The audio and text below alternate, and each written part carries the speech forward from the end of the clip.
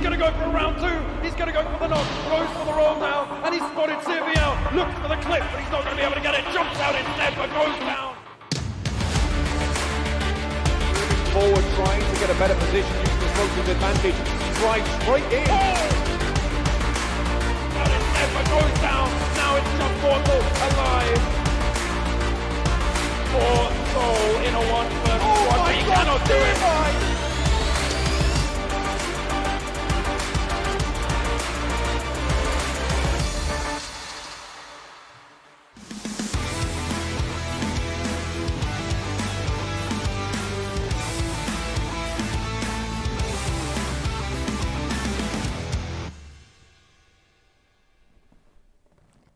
Ladies and gentlemen, welcome to day 3 here at the PMCO Spring Split 2020. We are at the group stages. This is Venom from PC Peasants Gaming, and I'm here with Crips. Hello Crips. Hello Rohan, how are you doing today? I am doing quite well. We've got a lot of interesting teams playing today, and it's going to be an exciting bunch of games, and hopefully we can see some pretty amazing chicken dinners. Yes, I'm not just hoping for chicken dinners, I'm hoping for some high-octane action as well. Lots of kills, lots of third parties, and lots of overall headshots. This is the Spring Split group stages of the Indian qualifier day 3, which means the teams have already shown us what they're made of on day 1 and 2, and hence let's take a look at what went down on those 2 days. Currently, Team Mayhem leads with 3 chicken dinners, and they have a massive lead of 100 points. The tournament favorites, Fnatic, trailing far behind at 60 points. Ruin? Yeah, looks like Mayhem has caused enough mayhem with 3 chicken dinners. It was an amazing day 2 for them, but Fnatic close behind them with 61 points. We're hopefully going to see some Fnatic action. They haven't been the most encouraging so far. And of course, TeamGenocide, another team with a decent number of kills, 20 kills.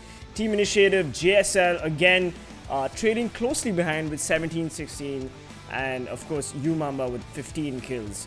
I think this is going to be a very interesting day for teams to actually now take the fight to the other teams and show some aggression, and hopefully we'll get to see some great PUBG Mobile today. Yep, more than great PUBG Mobile, I hope we get to see some comebacks as well, because all the teams that you currently see on your screen, -40, Team Tamilas, Intense, FULLPWR, especially Godlike, one of the tournament favorites, they're not been having the best of time in these group stages, and they desperately need to show up today and in the rest of the days to follow if they want to have a chance at qualifying for the semi-finals. But starting from position 25 to position 32, these are the teams in real danger. Keep in mind that out of the 32 teams that participate in the group stage, only 24 will make it to the semi-finals. Team Insane, 7Cs, Go, Ecstasy, Furia, ORB Elites, Lifecraft, and SuperGirls are all in danger of getting eliminated, and they need to get out of the bottom bunk and get into the top 24 if they want a chance to continue their journey in this grand tournament. Yes, absolutely. The amount of pressure on Team Insane and 7 Esports to get that 24th position, they need to definitely do something about it. And of course, we did see some decent kills from Team Ecstasy as well with 9 kills. So hopefully they'll be able to get that momentum back and perform in the later games. So we do have the groups coming up. We have Orange Rock, Marcos Gaming, JSL, AIMGAMING, TeamELVES, 7Cs Esports, ORB Elites, CELTZ, Fnatic, Team Furia, Team Intense, Aztecs ESP, Team Hype, -40, Lifecraft Esports, and Godlike playing today. Yes, you're right. This is the 3rd day, and hence the teams of Group A and Group D will be fighting it out. Let's take a look at what the point distribution systems look like. If you get a chicken dinner, you get 20 points. You finish second, you get 14, and so on and so forth, all the way down to the 10th position, where you can get 2 points, and anything below that is just 1 point. 1 kill is 1 point each, so the best you can do is hopefully get a good mix of a good amount of kills and better placements in order to have consistent placings and a consistent amount of points. Once again, this format remains the same. 4 maps today, Rohin. Yeah, Erangel, the map that everybody's going to want to show off on and get their fingers warmed up. Followed by Sanhok, the map for the teams that are really good at close quarter combat. Miramar, of course, the Sniper's Paradise, and then Vikendi, the cold, frigid map of Vikendi. Alright, we have Group A, Orange Rock, Marcos Gaming, JSLX, AIMGAMING, TeamELVES, 7Cs, ORB Elites, and CELTZ on the screen right now, and they're going to be participating today. Who's your money on? I'm going to bet my money on ORB Elites because they are one of the good teams but didn't have a good time in the tournament. I'm hoping they can mount a comeback today. Obviously, the other team that I'll bet my money on is Fnatic, the tournament favorites, who are trailing second close behind Team Mayhem. And I hope, for their own sake, Team Godlike can mount a comeback. They are a really strong team who boast some really strong players. Cronton, Smokey, Carry, some of the best players in the country. I just hope they can make it through and gather enough points to get out of the bottom rung.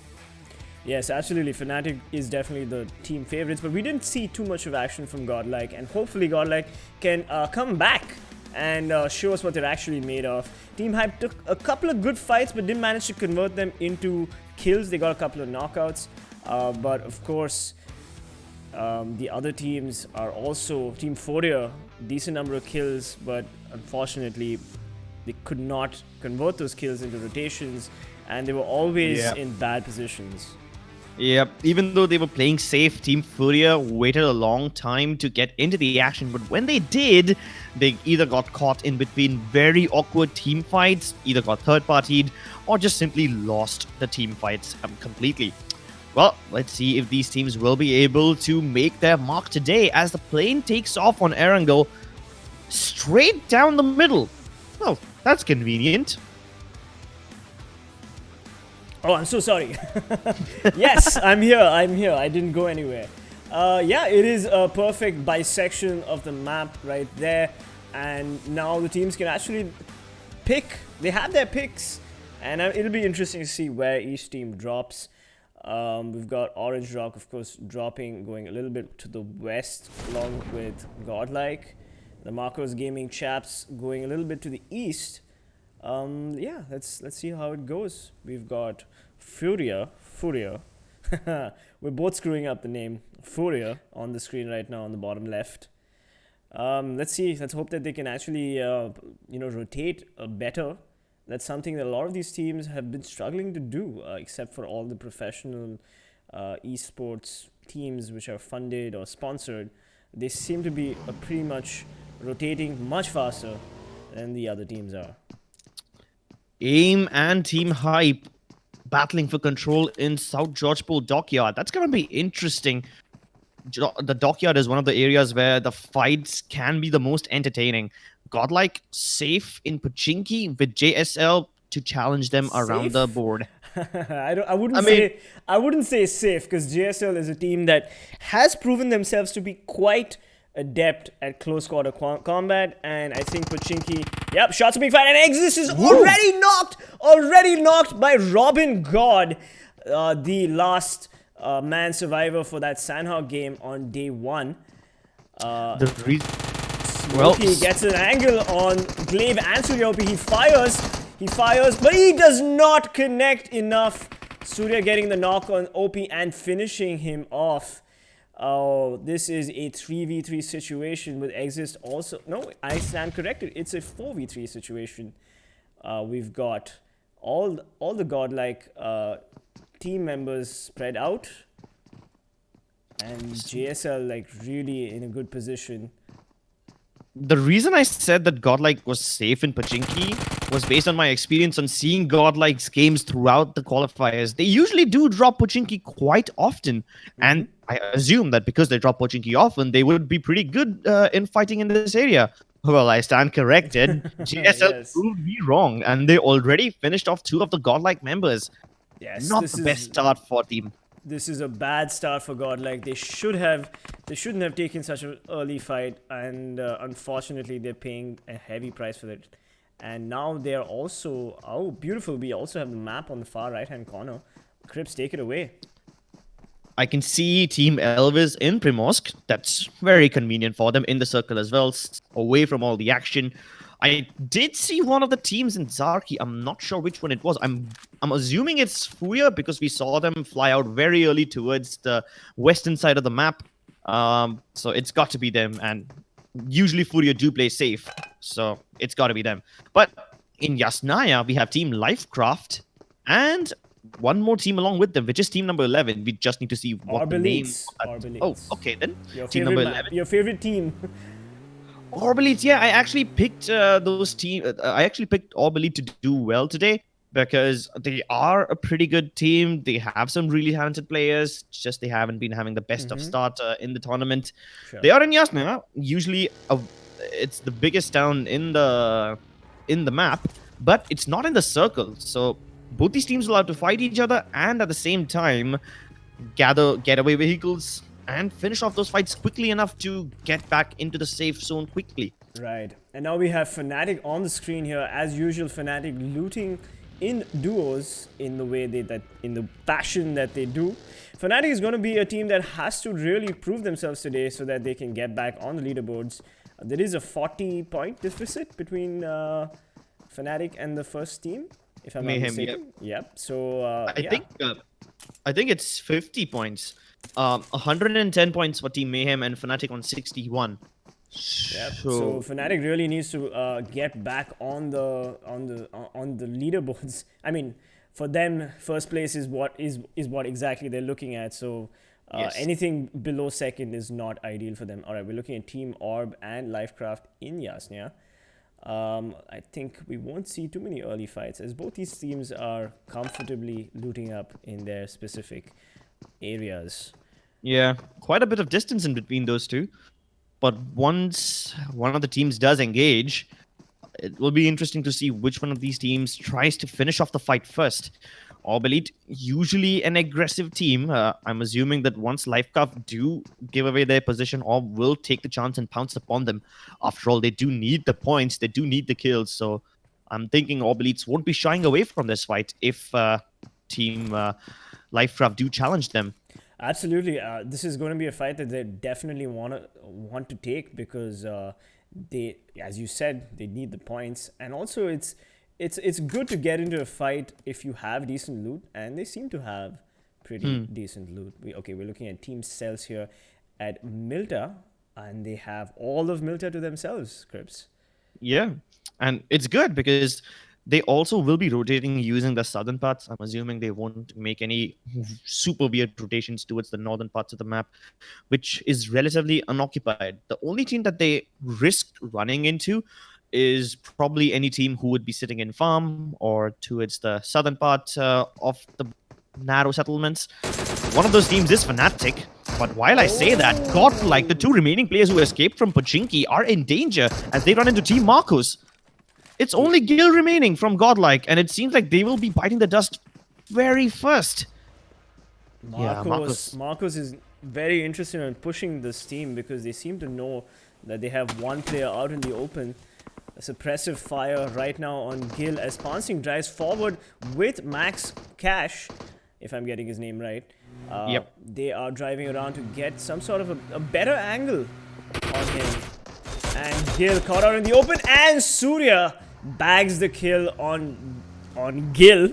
A tongue twister right there. Godlike eliminated.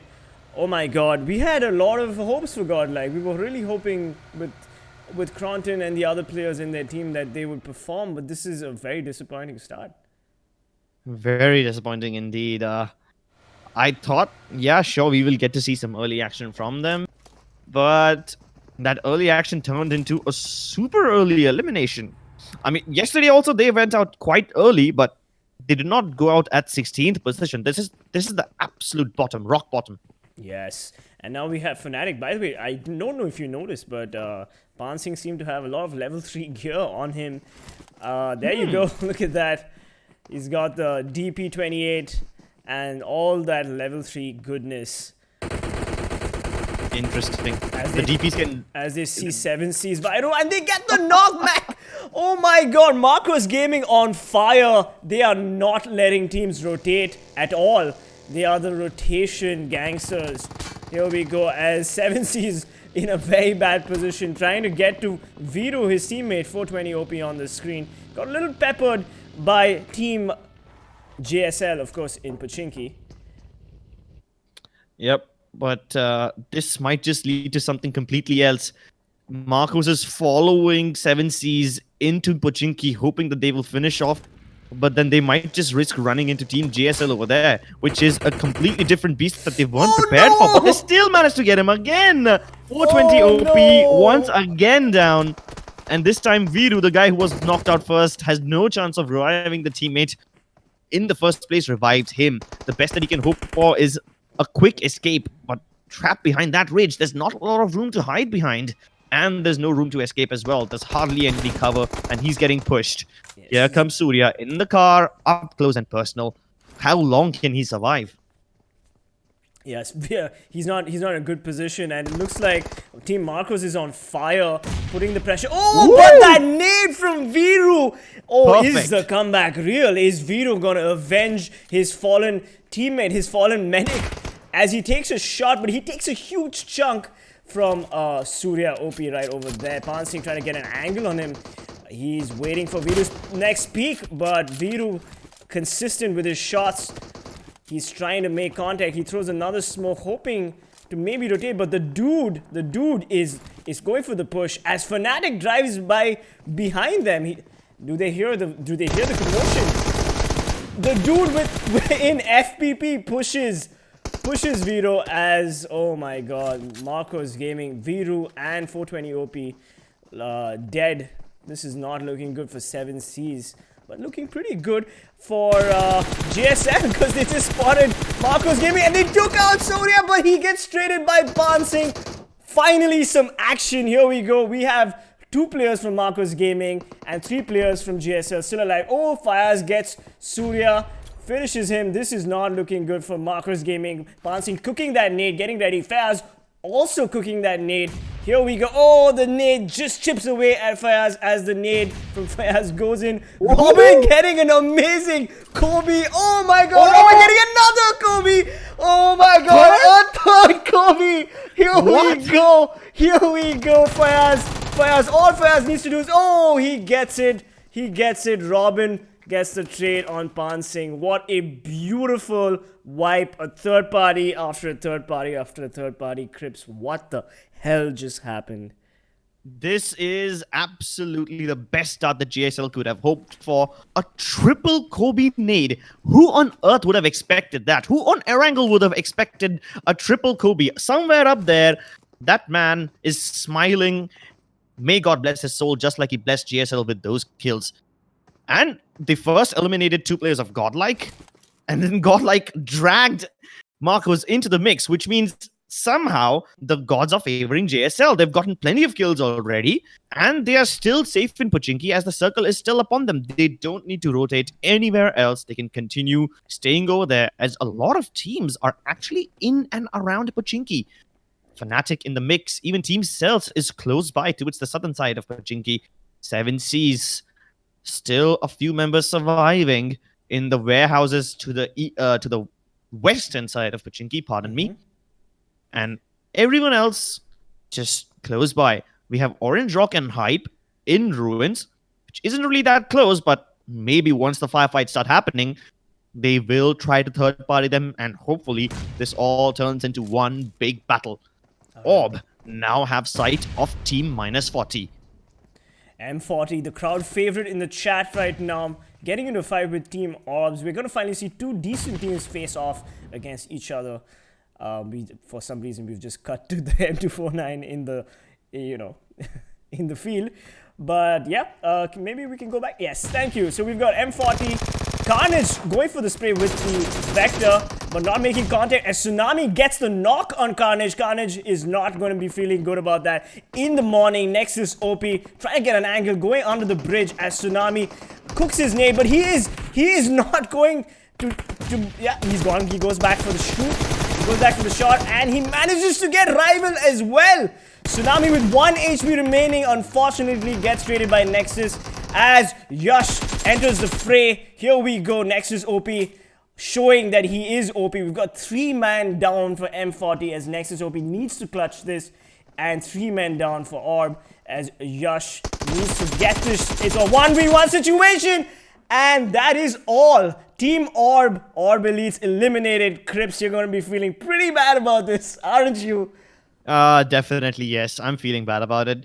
Even though ORB Elites got the first knock, they started off the fight with a nice nade, eliminating one of the Team M40 players. But then Nexus OP did some really overpowered stuff.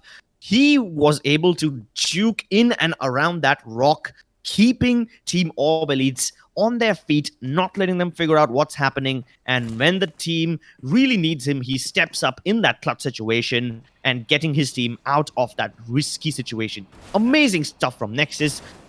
Absolutely. I tip my hat to him. Yeah, I would say Nexus would be the MVP so far in the game. I know it is still pretty early on with just 3 teams eliminated. We have Marcos, ORB Elites, and Godlike, the teams which were eliminated.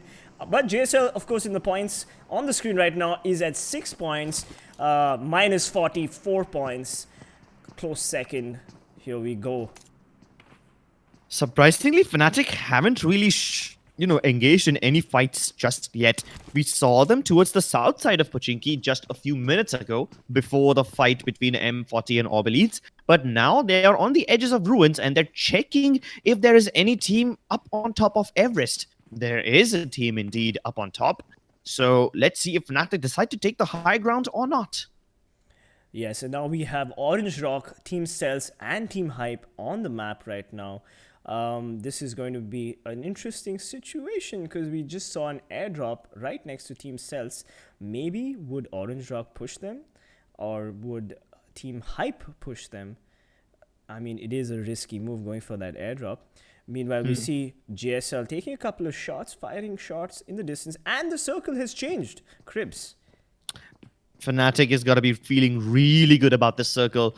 While Hype, Orange Rock, and CELTZ fight it out for the airdrop, they all do have to get into the circle somehow, where Team Fnatic will be acting as gatekeepers. Now, there is a little bit of distance between the edge of the circle and Fnatic, so there is one thing. If Fnatic do want to take the gatekeeper approach, they have to get out of that house. They have to get out of cover, which means they are also at risk. But is that a risk they're willing to take?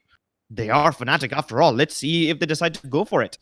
I don't think anybody will be claiming this airdrop, even though it has some really lucrative loot. It's just way too risky at this point, and the firefights have already broken out. Between Team Intense and Orange Rock. Meanwhile, CELTZ knocking down 7C's, Zigzaw, and Anto getting a Kobe on Intel.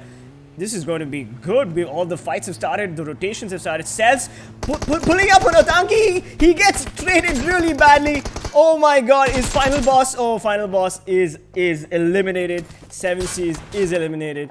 This is a crazy fight. This is happening too fast for me to cast.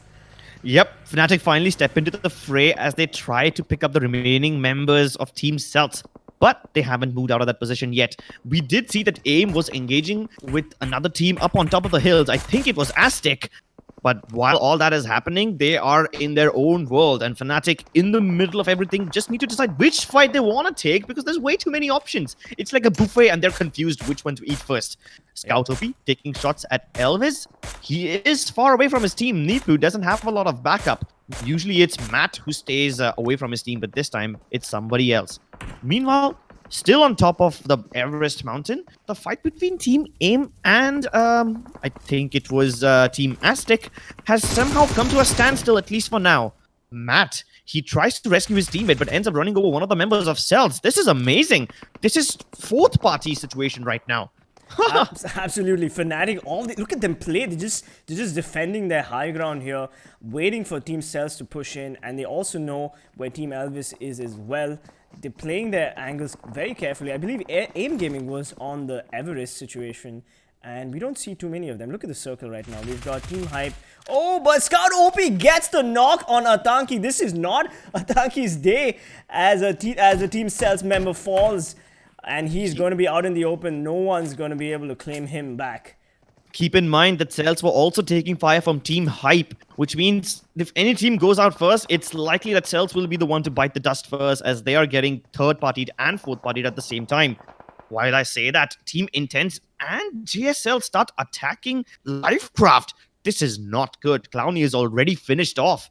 Hype take a different approach from the other side of the hill. They're trying to avoid the fight. But let's focus a bit on Dangi now, as he's very low on HP. Somehow still manages to get the rock onto Rival. This is amazing, but does he heal first or does he continue moving into the play zone? A lot of decisions to be made. Jazz OP, he's trying to keep Nexus at bay, but he does take a lot of damage. Quick reactions and he will knock out Nexus. Sad, that's the end from M40s as they get knocked out of the game.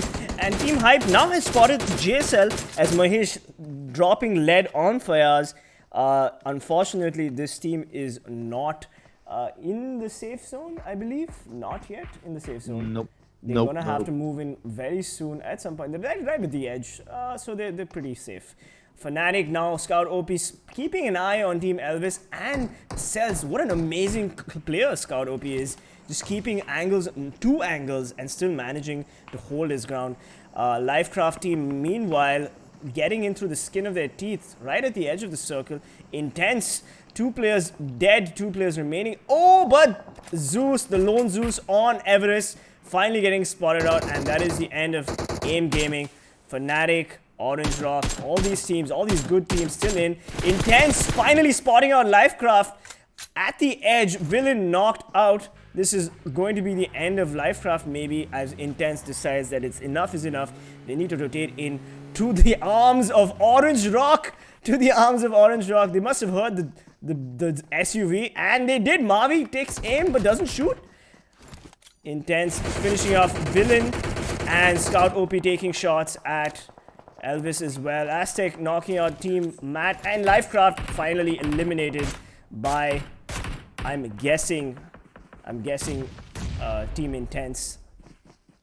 Well, to be honest, Team Intense never really had much of a chance as they rotated a bit too late, and now it's an open buffet. JSL are taking shots at them, Orange Rock's taking shots at them. I don't think Intense is going to make it into the circle. Fnatic Scout finally does engage with CELTZ, but he might just be a little too late. Finishes them off as well, and that's going to be the end of CELTZ. No, wait, what? Fia stole that kill from him! We've got one team member left in Team Intense for all the viewers who are supporting him. Envy is still pretty much here, but Daljit, oh, I guess I jinxed it for you guys. Daljit finds him crawling there and finishes him off. Fnatic still in very good position, still in the circle. They see Elvis and they start taking shots, and Duke is knocked out by Satan from Team Aztec on Everest. Meanwhile, JSL fighting Team Hype off screen right now, getting multiple knocks. Fayaz managing to also get Mahesh. And oh my god, JSL on fire. Satan finishing off Duke meanwhile, while Fayaz going for the push on Team Hype right now. Is he gonna get this? TeamELVES eliminated. Fayaz spraying down Team Hype. Is Team Hype gonna survive or not as the car explodes and Team Hype meets a fiery death? Yeah, that was overkill. He already had them knocked. Barely. Hype managed to revive their player just in time, and then you blow up the car, which basically puts all their hopes into the ground. Somehow, even though Fnatic have a central position, they've only taken 2 kills so far. Obviously, it's a tough decision to make to decide which team to engage with first, as we now have the 5 final teams into the circle. Fnatic, the only team which has some sort of a compound, will have to move out into the open. JSL also on the edges. It's going to be risky. Always takes the first move. I'm assuming he's going to take that car, park it somewhere in the middle, and build a fortress for Team Fnatic. And he's smack in the center of everyone. Aztec up on top after eliminating Team AIM. They have a great high ground advantage. And on the other side, we have team number 14, which I'm assuming is... Yep, it's Furia. All right, so we've got 5 teams. Sorry. Last time, Furia had a... They had a very safe approach to the game, but this time they won't be allowed that luxury. Up on the northern side of the circle, there's hardly any cover. There's just one compound. Even that isn't in the play zone. Orange Rock. They now engage with Team JSL, and I think Mavi's trying to flank them around. Take it over, Ruin. Anto takes a chunk. Oh, and always finally spotting out Robin God of JSL. What a beautiful peek and spray down. Robin God is gonna need a pickup really soon. We've seen all the teams on the map right now. We've got Orange Rock, In the far east, we've got FULLPWR on the far north. All 4 players happy and together. JSL, Robin got knocked, but JSL also taking a fight from Orange Rock as well. Glaive spotting on Daljit. Daljit just about making it, but Glaive takes a lot of damage. Glaive trying to get an angle on Orange Rock as both these teams fire at each other. Robin got still not picked up, still pretty much out in the open. And Fnatic also entering the fight, taking on Team 6. Team 6? Team 16. My bad. Aztecs. Glaive, unfortunately, getting hit markers all over the place for Orange Rock. Orange Rock needs to get one lucky shot off on him. Finally, Aztecs spotting Anto. Oh no! Anto is knocked. Anto is dead. Oh my god. Robin got knocking Ronak from Fnatic. Aztec knocking Oasis. This is not looking good. Oasis also down. Aztec having the height advantage, taking out Fnatic one by one. Spidey spraying down Ash. It's up to Scouts. It's up to Scout and Ash to finally survive for Fnatic there. Team Aztec playing a really, really strong position at their Everest and north of Everest position. What is going to happen here? My bet is Team Aztec, even though they have the high ground, will probably not be able to get the shots onto JSL. They are in main danger from FULLPWR and they're starting to push on them. But as FULLPWR decide to engage with JSL, Spidey gets a knock into one of the FULLPWR players. Now FULLPWR is in a lot of trouble. They are taking too many fights and they might have just bitten off more than they can chew. JSL have a little ditch for cover, which means they are a bit safe. The only problem will start for them when they start getting out of that little ditch and into the open to fight each other. The next circle shifts, and a lot of teams will have to move into the open. This is a risky rotation. Spidey spraying down John. Does manage to connect some shots, but he won't be able to finish him off. Does he manage to finish him off? He's surviving on 1 HP. Oh my god. The lucky stars on this man. Oh my god. So, come on, Spidey. We believe in you. We believe in you. Yes, finally, Spidey getting the knock on John. That was quite interesting to watch as Scout OP has had enough. He wants to take care of Aztec. He needs to take care of Aztec because Fnatic in a bad position due to that sandwich. But at least they have the circle. Scout OP, the man of the hour. What is he gonna do? He is committing to the push. He's committing to the push. Oh my god, and he spots on Aztec, but no, Scout OP. Oh my god, he goes for the push, but pays for it dearly as Ash tries to get some sort of redemption here, some sort of revenge kill here. He gets the trade on RB not OP, and he gets the trade on Spidey as well. Oh my god, Ash, the man of the hour. Meanwhile, Team FULLPWR eliminated. It's a 2v1 for Ash. Can Ash do this with his Tommy gun? He sprays down. Oh, he sprays down Satan, but finally falls to the Aztec team member. We have 3 teams remaining. Yeah, but this is gold. And you see, Aztec, they were the ones who had the advantage on everybody. They have the zone on top of them and the high ground.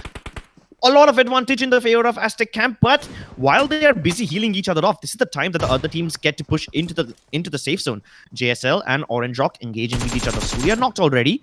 And Aljit, this man, will be saved by the courtesy of Aztec as they finally third party in. Only 1 member remaining for Orange Rock up against 3 Aztec members. This is a brilliant game for them.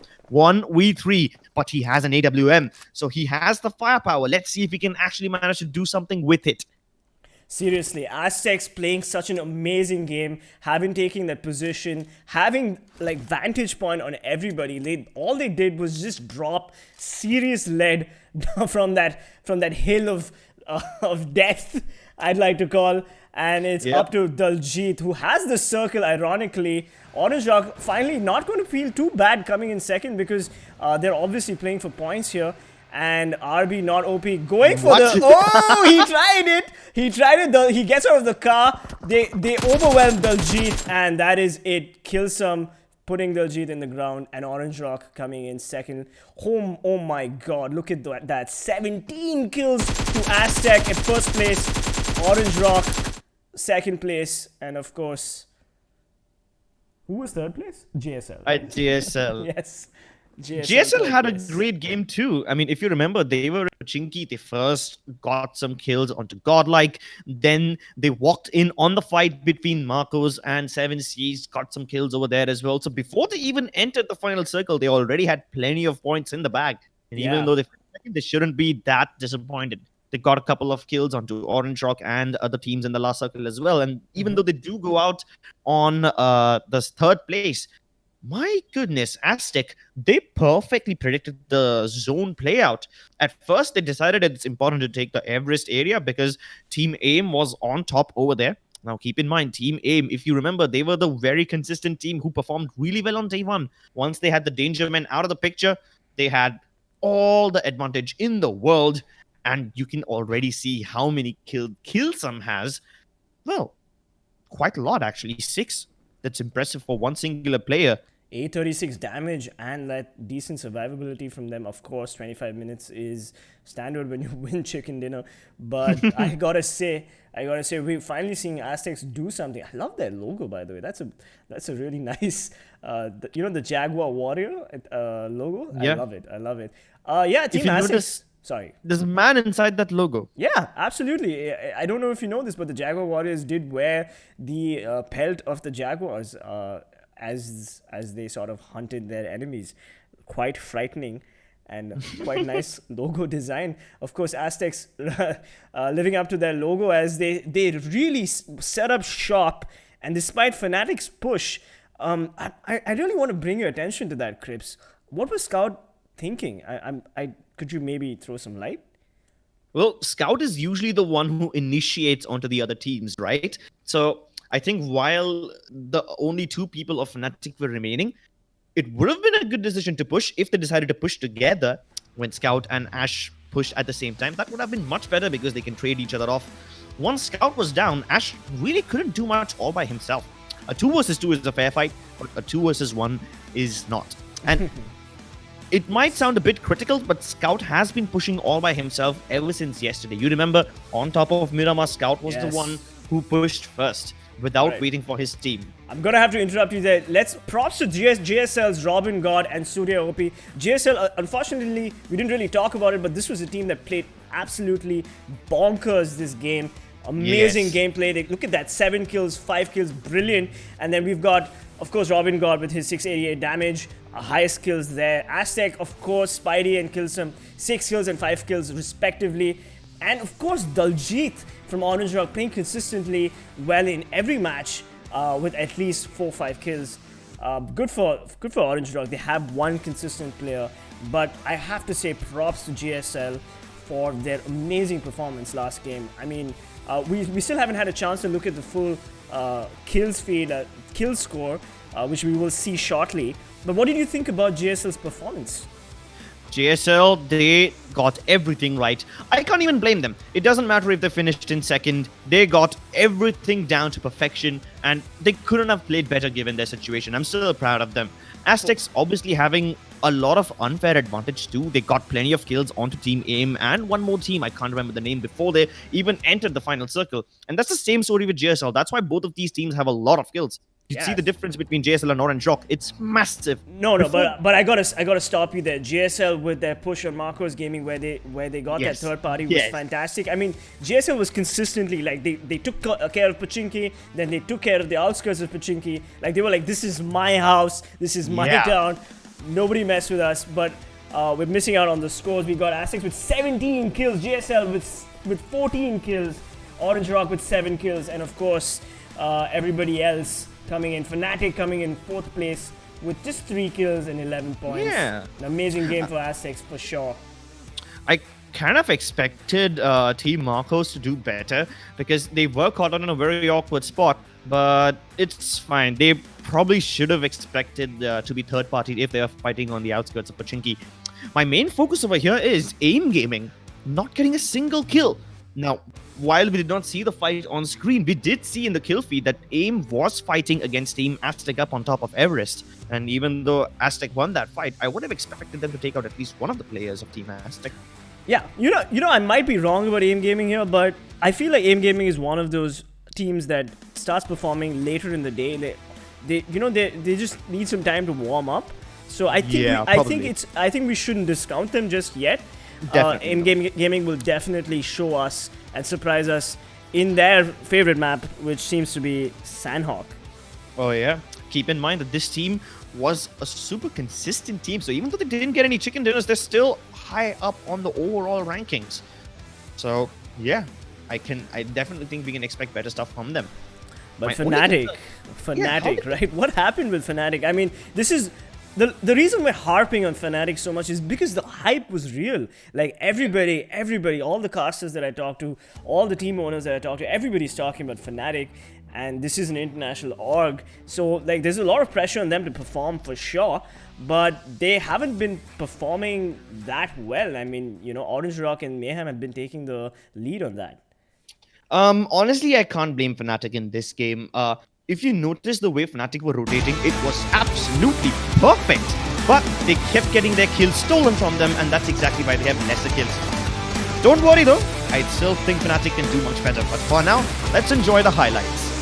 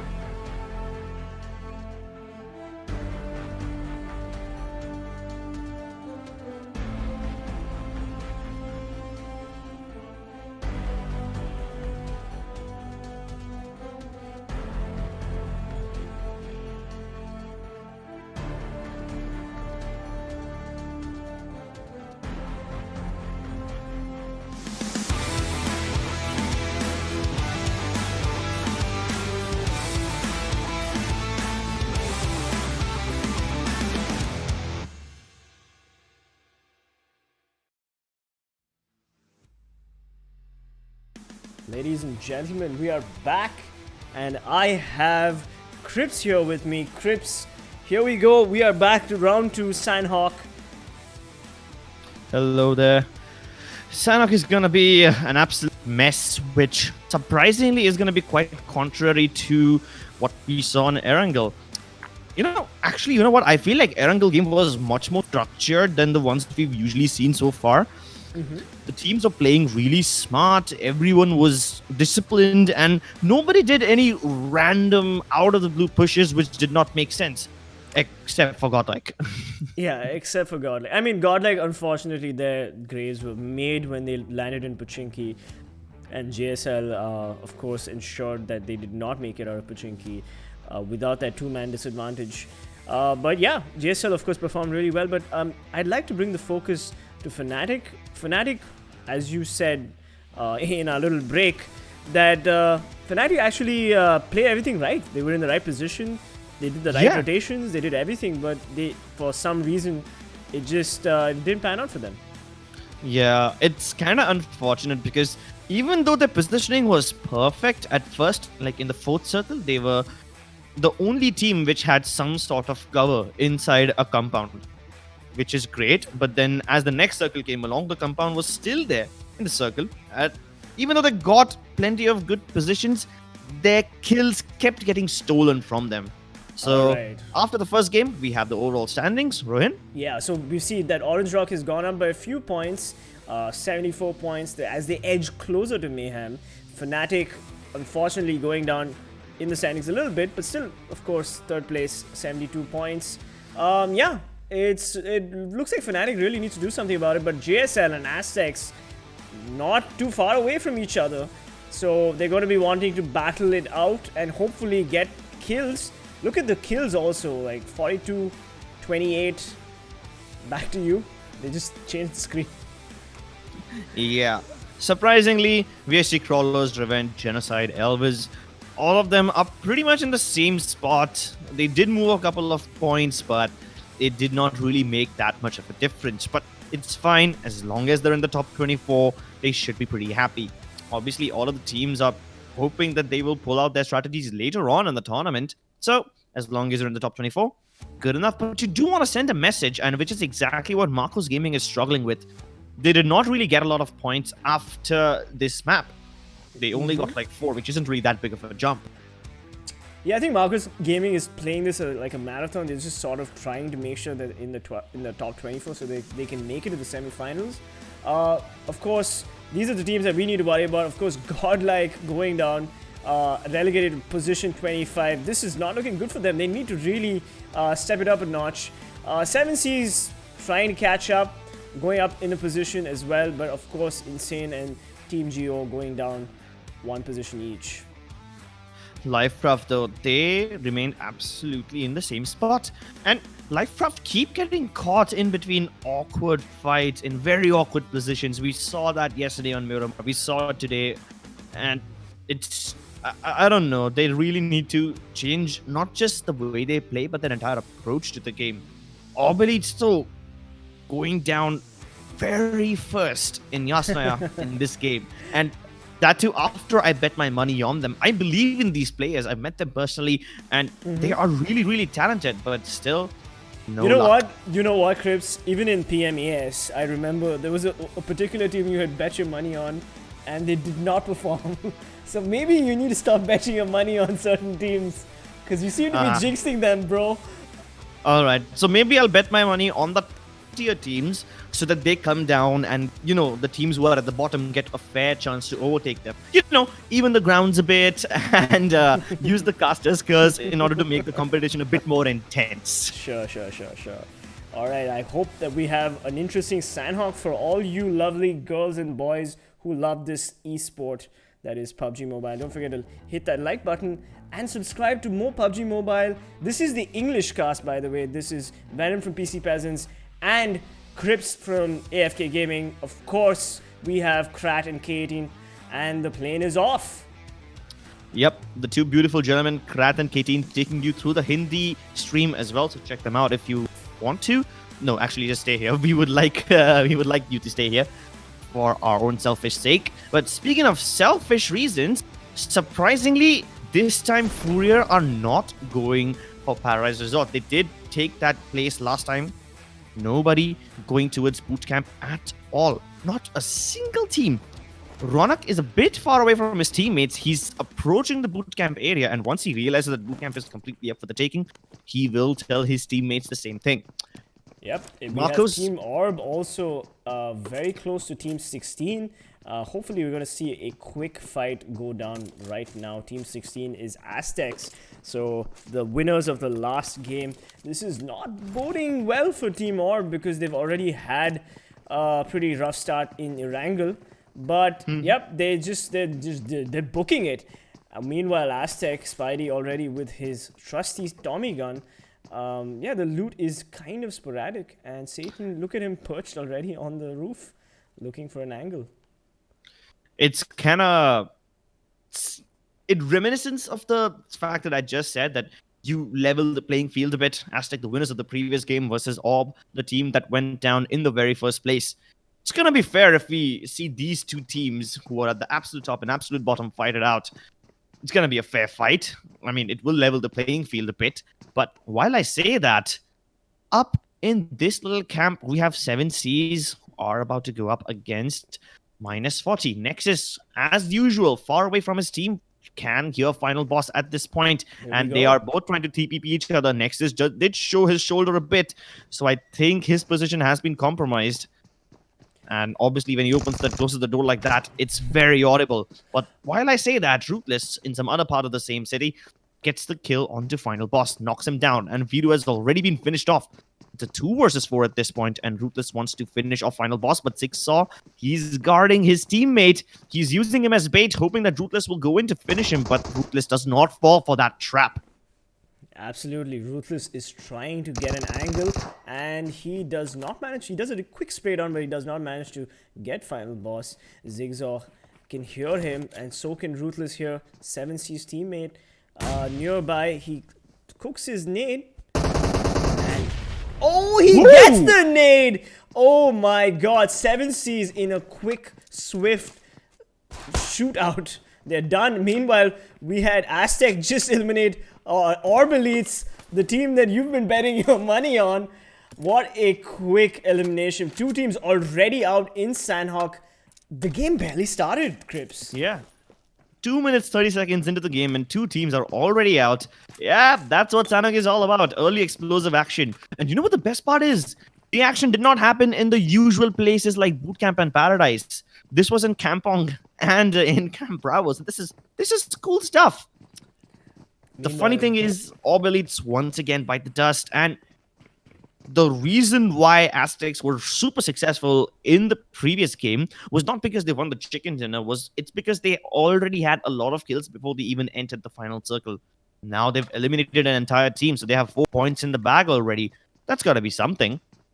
Yes, absolutely. And now we're off, of course, watching Godlike, the team that needs to defend their position because they've already been relegated to the 25th place in the standing.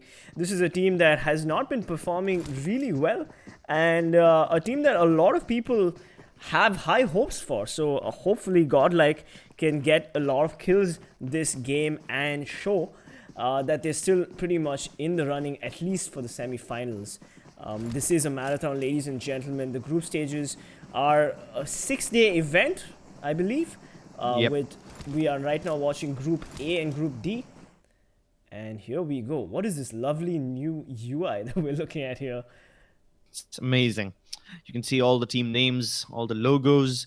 We did appreciate the Team Aztecs logo, but let's, for now, appreciate the position of Team Aztec. They've already got the kill onto one of the teams. They are on their way into the safe zone. Meanwhile, Fnatic have taken complete control of Bootcamp. They have CELTZ and Godlike nearby, who might run into each other soon. Team Marcos safely capturing the areas around ruins. Team Orange Rock are also somewhere close to ruins. They probably won't spot out Team Marcos just yet, but JSN and Elves, they definitely will see each other. Matt has only a Vector with a 4x, not the ideal weapon for a long-range battle, but he doesn't want to take the battle now. He will relay the information to his teammates so that they can act upon it later on. Hopefully backstab JSL when they are busy fighting someone else. Yes, we've got JSL, of course, making their way slowly into the circle. And of course, the team that came in place third with 14 kills, I believe. 7 kills. No, 14 kills. I stand corrected. JSL, of course, a team that performed really well in Erangel. Maybe they can keep the momentum up. I'm sure they're feeling all pumped and good. But let us see how the circle is. Speaking of the circle, Team Furia was a team that we were discussing during our little break between the matches. Yeah. A team that seems to be able to rotate perfectly to the last circle, but they never seem to perform in the last circle. I think rotating is a strong point to the team rather than fighting. Even though they do manage to get their rotations right, it's the firepower they seem to be lacking, because whenever we see them enter fights, they don't really end up in a good position. So let's see if they can change that in a map like Sanhok, which is pretty fight intensive. Speaking of intense firefighting, we do have Fnatic on the screen. CELTZ about to run into them, and I think he just spotted Ash. I have a feeling Rox just spotted Ash, and even Oasis is in sight. This is gonna start anytime soon. Let's see who initiates first. And here we go. Bullets rattling off. Oasis doesn't take too much damage. Gets to safety. And now CELTZ know exactly what is happening. Fnatic, how do they retaliate? Oasis is a bit far away from his team. So, does he act as bait? Does he allow his teammates to rotate from the other side? Scout, as usual, playing the spearhead up close behind a rock. I don't think they're aware about this, and MJ takes a bit of damage and knocked out by Ash. Yeah, MJ should not have pushed the way they did. This was a very, very daring push from Team CELTZ, because Fnatic is dug in a good position right now as Ash lets go of the nade. They're trying to get an angle on Rox. What a beautiful knock though. Like Ash is trying to find out where the rest of Team CELTZ is as he third person peeks. This is smoke. This is actually brilliant. The smoke is not anywhere close to MJ. This is a bait. They're throwing the smoke at a different place so that they can bamboozle Fnatic.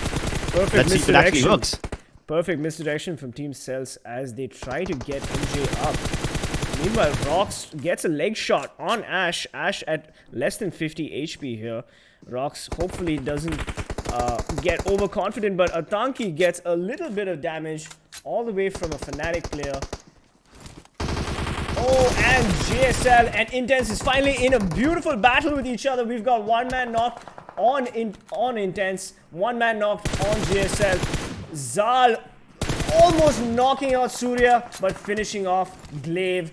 This is not looking good for JSL, the promised team, as Team Intense fights off with JSL. And now we are looking at Fnatic and CELTZ. Yep, two different fights happening in two different places. The one between CELTZ and Fnatic seems to have come to a little stalemate, but I'm pretty sure Fnatic will not let go of them. CELTZ looking to re-engage, and they have managed to get both their players back online. So it's still a 4 versus 4. No harm done, no foul. But Rox is a bit too close to Fnatic. He's just on the edges of that wall, and now his position has been given away as Scout opened that door. But this is risky. Scout, as soon as he goes ahead to throw that nade out, he is at a risk of getting knocked out. People have his aim trained on him. It's a smoke. He's gonna need to lay down some cover before he can finally start to flank Team CELTZ. Surprisingly, Fnatic are not going for the flank, which they usually do. Here come the nades. They go flying in. Do they connect? And no! They hit the wall. Ash is still safe. MJ, on the other hand, is on the far left-hand side. He's behind a rock. It is something that Fnatic probably won't expect. But this fight, the long Red drags on, it's gonna become more problematic. Red, he decides to initiate, goes ahead of the wall, and this is risky territory. As soon as he opens that door, he's gonna run into Scout, one of the strongest players in the country. Can he win this aim duel one-on-one? Scout taking a lot of damage, and Red finally gets the knock onto him. He gets the kill onto Scout as well. This is brilliant. Fnatic is one man down. Their big gun is already out of the picture. And that MK14 on auto fire, it's devastating in close range. Molotov out so that Ash cannot rotate out from the right-hand side. This is problematic. Now Ash is trapped in a corner. The only way out is through that little gap in the wall or through the back of the house. Cut away from his teammates. If CELTZ decide to push onto him right now, they will be in a perfect spot to get one more knock. Yes. Somehow, Ash is trying to re-establish contact with Ronak, but it doesn't seem to be working out for him. This is a big loss for Fnatic as they've lost Scout OP, and I think Fnatic needs to clinch this win if they really want to move ahead. Whoa. Atanki and his teammates are obviously feeling pretty confident that they knocked out the great Scout OP. So CELTZ might want to commit to this fight as the standoff continues. Shots are being fired. And oh my god! CELTZ knocks Ronak! What an amazing knock, and it looks like this is not looking good for Fnatic. Fnatic needs to make a quick decision here. Yeah, I think CELTZ have made their decision. They're getting into the car so that they can get on the other side and flank them from behind. I do not think anyone will expect this, and they definitely don't. Even Ash on the ground and Fnatic have been bamboozled. Oh my Where god. is Owace? He's way too far away from his team. There's no way he's going to be able to save his teammates. And Owace just needs to survive and play for placement points as he keeps hiding under the water. Not a good start for one of the strongest teams in the tournament. And CELTZ are going to be feeling really happy about that. Absolutely. Team CELTZ, I'm sure, is screaming and cheering, having put 3 Fnatic players in the dirt. Owace is now going to have to play this tactically as he plays for position more than kills. This is a terrible start for Fnatic, but let's look at the circle right here. We've got Orange Rock peacefully in the center of the circle. Lifecraft moving in from the north towards Ruins near Bridge. We've got Furia rotating pretty slowly, but hopefully we'll be able to make it in the circle much faster. M40 on the far east, creeping up on Team CELTZ. Hopefully we'll see M40 third party Team CELTZ. AIM also slowly moving into the circle, and Aztec and Godlike as well, not too far from the safe zone. Here we go. I think it's a bit too late for them to third party because CELTZ has already recovered. Most of the teammates are on full HP. MJ also just finished healing up. There's a beautiful AUG up for grabs, but it's in the middle of nowhere. No teams in vicinity. Yeah, I think this airdrop is going to go unclaimed. Team Hype very close to Owace. If they spot him, then it's not going to be a good game for Fnatic, and a lot of pressure on Owace to actually survive.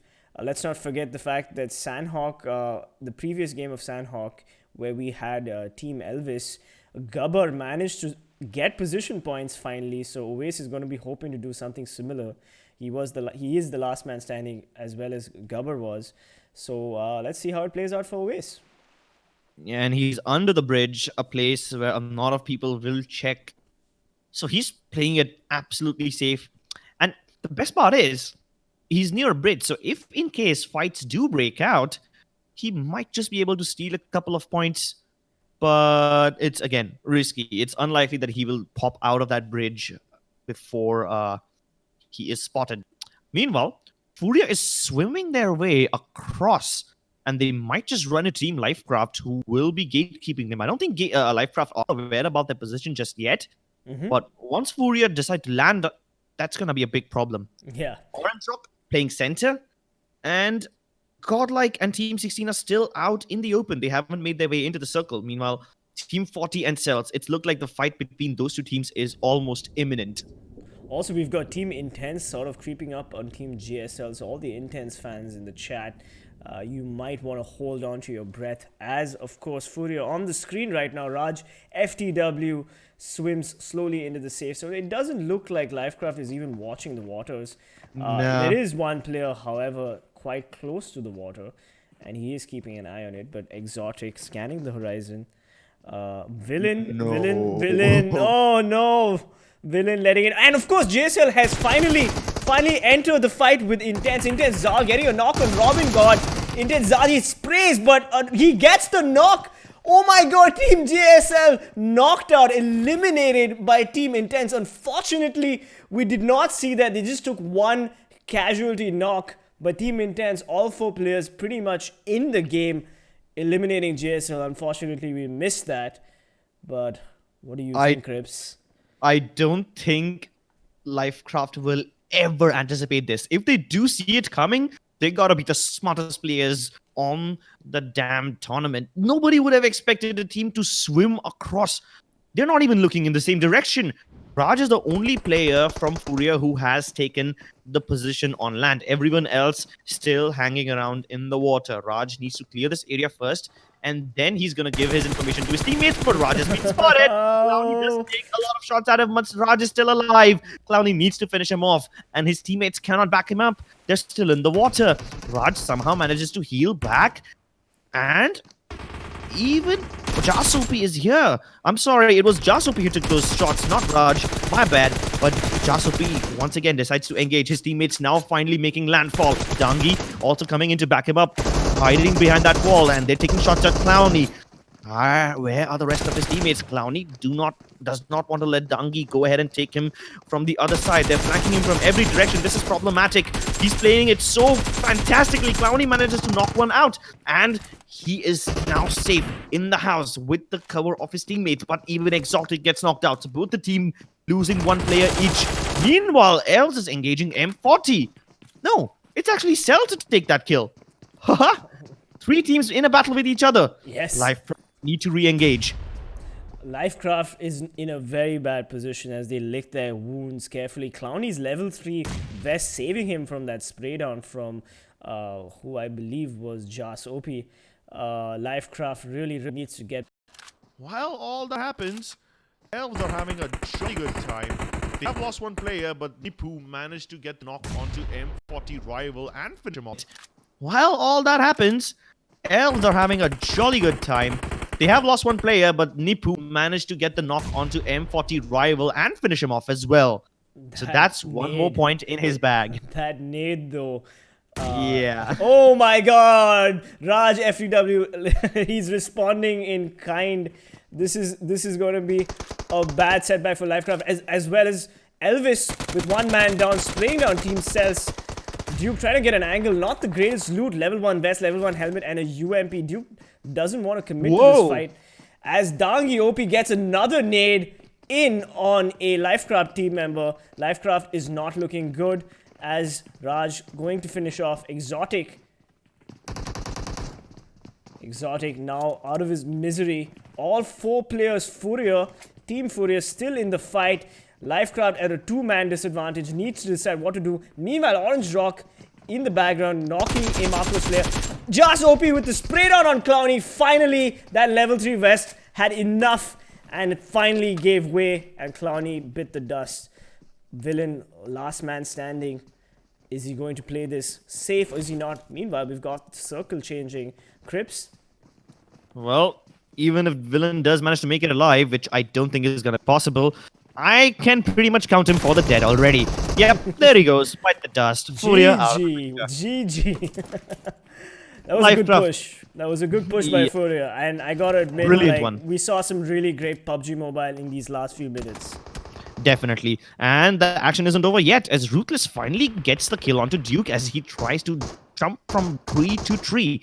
Nipu and RV, they are around the block, but Nexus steps in this time. And with that M762, he will get the kill onto Nipu. RV hiding in the smoke. There's no way he can save Nipu. I'm pretty sure he will be finished off right there.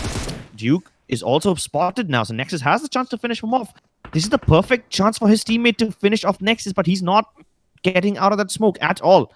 Meanwhile, while that fight does go on, RV will finally be put out of his misery. Ruthless does get the kill onto him eventually. Either way, we did see one more fight on the screen for a second. Yeah. Nexus, I gotta say, Nexus has been playing really well. He's been consistently fragging from last game as well. And now we're looking at the screen here. We've got Marcos Gaming on the far, I want to say north. And then we've got Team Aztec on the south of the map here. Look at these teams just setting up shop. Meanwhile, Intense finally aggroing M40 as they get a knock.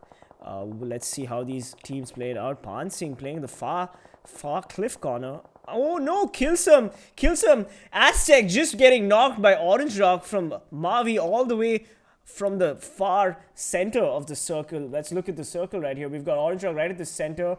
And we've got Uwe still pretty much in the game all the way north of the circle. And to Orange Rock taking fights left, right, and center. I love the way they're just playing from the center, shooting at everybody that they can see.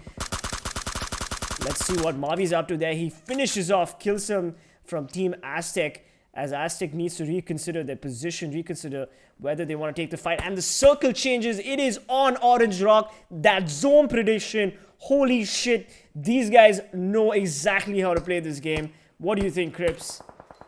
They also have a high ground advantage onto pretty much every team who walks in from the western side, and they will capitalize upon it. Mavi does connect a couple of shots to Raj.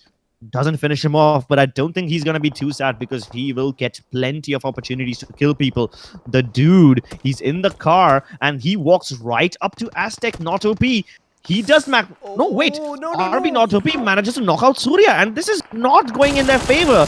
CELTZ connects with SK from Team Hype, and even though Orange Rock is taking a lot of fights in different directions, 0 Degree need to finally get into the action and get a piece of the meat. Not really sure what Marcos is doing here with that, losing 2 people to Team Aztec. Orange Rock all over the place, just looking for angles which they can spray down on. Finally, we have Team Godlike in a top 10 situation. But Fnatic eliminated Furia, having spotted Oasis in the corner. That is the end for Fnatic, coming out at team number 10. That's going to be pretty disappointing for them. Yep, it's going to be even more disappointing for Team Marcos because they thought they had the advantage onto RB not OP, but as soon as they walk in with their car, he knocked them out with the Uzi. And Furia are still continuing to do a lot of damage. Hype getting shot from Orange Rock and Aztec. This is not good. 3-way battle between Aztec, Orange Rock, and Furia. It is definitely not in their favor, as we see one player from Marcos in the background ticking away in the blue zone, hoping that he can heal himself off. RB not OP finally in the open. Mavi will knock him down. Mavi not letting that Team Aztec player go. He's been tracking him for quite some time right now, and he wants to get that confirmed kill as he sets his sight on Godlike and the rest of Aztecs. But Aztecs gets eliminated. They fall to the play zone. Another Furia teammate gets knocked by the play zone, and of course CELTZ also still pretty much in the fight. Godlike needs to rotate quickly to the circle. Luckily, they have some cover in this long house, and Team CELTZ also slowly making their way up, having to deal with, oh no, Marcos Gaming eliminated by M40. Team Intense also eliminated in various firefights. Orange Rock now taking action at Team CELTZ, not letting them push into the circle, pretending to be their gatekeepers. Godlike, though, this is one of the only times where Godlike have all 4 of their players alive, and it's the final circle. This is great. Furia, just OP, he wants to heal himself up, knows that even Mavi will need to move eventually as the zone closes in. So he's hoping he can backstab him. But even though he does deal with Mavi, he has to deal with the rest of Orange Rock players, which is not going to be possible. CELTZ take a lot of damage from Nexus OP as he continues to rattle away. Nexus has been playing brilliantly, and finally, M40 will be out. Nexus, after doing all he could, will fall to CELTZ. Orange Rock now showing us what they're made of as they engage with Godlike. The 2 teams with the highest number of players alive engaged in battle. Orange Rock gatekeeping Team CELTZ, and the zone is already ticking away at them. I do not think CELTZ will walk away with this, as MJ is the last standing player. Red will be finished off by John, and MJ has no option but to stay outside the zone and hope that he can heal himself up at the edge. Not being spotted yet. Orange Rock made OP, and Furia is out. Once again, it's between Godlike and Orange Rock, the 2 strongest teams. Let's go, Rohin. This is the brilliant fight that we have all been waiting for. Absolutely. We've got Team CELTZ, of course, sitting in the corner. MJ not wanting to peep out of this. And Orange Rock looking for Teams MJ. Yep, and they finally found CELTZ. CELTZ played amazingly well, fighting on 2 fronts, M40 and Orange Rock. But hey, here we go. It is a 4v4 situation, hopefully, if Godlike can get their team member up and running.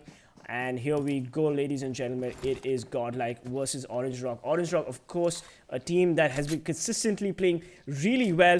And I would argue that Godlike are the underdogs in this particular fight that's going to happen. Mavi lets down a lot of lead into the smoke, into the general vicinity of Godlike.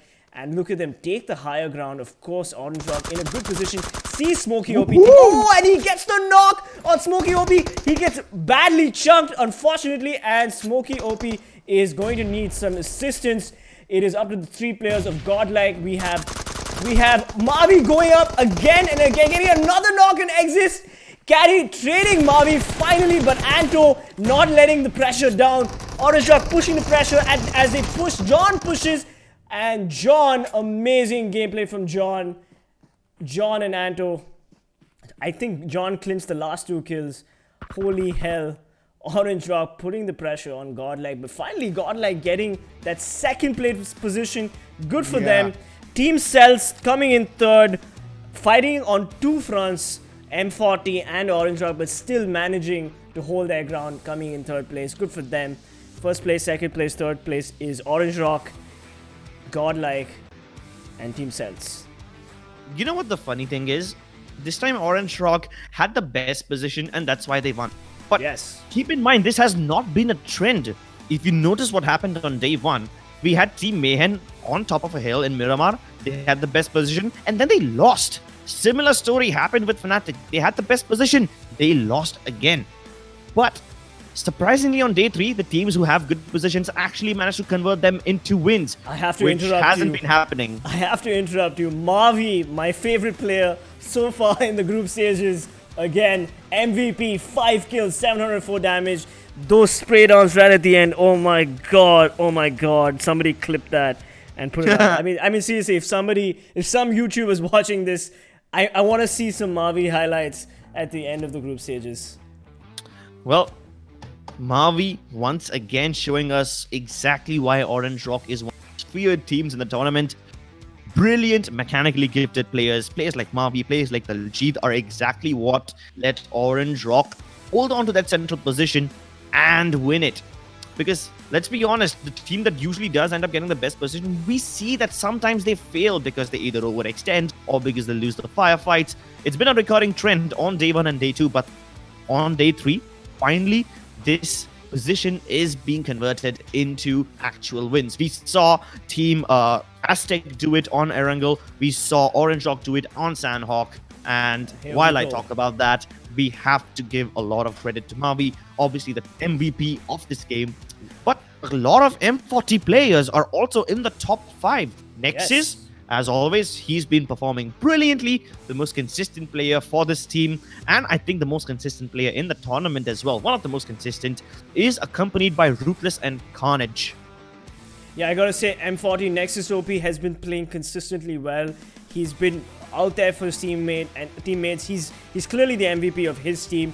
Ruthless and Carnage, of course, not letting Nexus OP take all the credit.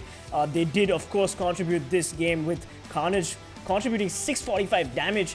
And of course, let's not forget Dangi, OP, and Fourier, Team Fourier with their entire skirmish with Lifecraft. Of course, Team Fourier eliminated them with quick, swift effort. I gotta say, Mavi, man of the match here, showing that Orange Rock has been consistently playing well, and they're definitely gonna give Mayhem a run for their money in the matches to come. Well, Mayhem definitely will be a bit jealous because they don't get to, get their points up again in this day. But I'm pretty sure that they've set themselves at a very comfortable position, much ahead of the other teams. Let's see if any of the teams today actually manage to overtake them in the overall standings. And while we talk about that, Orange Rock, as always, on top. But this time, minus 40 with a lot of kills, the highest kills in the game with 13. They take 2nd place, much ahead of Team Godlike, who finished 2nd with only 2 kills. Yes, absolutely. Like, just 2 kills, but it's okay. Godlike is playing for position. Team Fourier, well done. 6 kills. Aztecs, despite a little bit of a loot situation, which could have been better, 7 kills. Could have had better positioning. Unfortunately, Orange Rock made sure that Aztec could not rotate. And of course, we have Marcos Gaming and Fnatic. What is up with Fnatic there? Like, Fnatic, I don't know what to say. Fnatic, this time they had a really unfortunate situation. They were caught off guard by Team M40, who, because of eliminating Fnatic, are finding themselves up on top. TeamELVES and Lifecraft, disappointing finishes, but I think they can bounce back. Surprisingly, AIMGAMING are consistently on the bottom today, which is contrary to the performance we saw from them earlier in the tournament. ORB Elites and 7Cs continue to be on the bottom. I am starting to feel a bit concerned for these two teams. Absolutely, ORB Elites and 7Cs have not been performing the best. But I gotta say, even JSL is going to be feeling pretty bad about the Sanhok defeat. And they're going to want to come back in, of course, Miramar. Miramar is a map that requires teams to rotate as quickly as possible because distances are large. You need to keep your vehicles nicely oiled, polished, and ready to go. So you want to keep as many vehicles as you can because you never know when you run out of cover, right? Definitely. Vehicle control is much more important in Miramar than map control itself. Obviously, that doesn't mean that map control isn't important. In fact, the only difference is Miramar is one of those maps where vehicles take much more importance than anything else. And we have seen Team Fnatic go for all 4 vehicle controls. We have seen teams like Mayhem also do the same. While I talk about Mayhem, we have Shadow and Cloak from Team Mayhem up on the kill leaders with 17 and 15 kills respectively. Meanwhile, Daljit, he continues to show us why he's one of the most mechanically gifted players in the country. Players like Daljit and Mavi, they are the ones that keep Orange Rock shining as he leads with 19 kills. Meanwhile, Nexus, he's building quite a nasty reputation for himself with 15 kills, rivaling Cloak. And Surya OP, even he steps up. Even though JSL hasn't been on top of the leaderboard team-wise, Surya OP definitely shows us that he is the one who can take his team and carry them up into the top echelons of Indian PUBG Mobile circuit. Yep, we've got to see all these players perform really well, and Orange Rock, yep, they have 2 good players, Mayhem a whole bunch more, and Fnatic, unfortunately, choking quite a bit. I really hope that we see more Fnatic gameplay, better Fnatic gameplay. But yes, a shout out to M40, -40, as you said correctly, is a team that has been playing really, really well. Let's watch the highlights right now for Sanhok.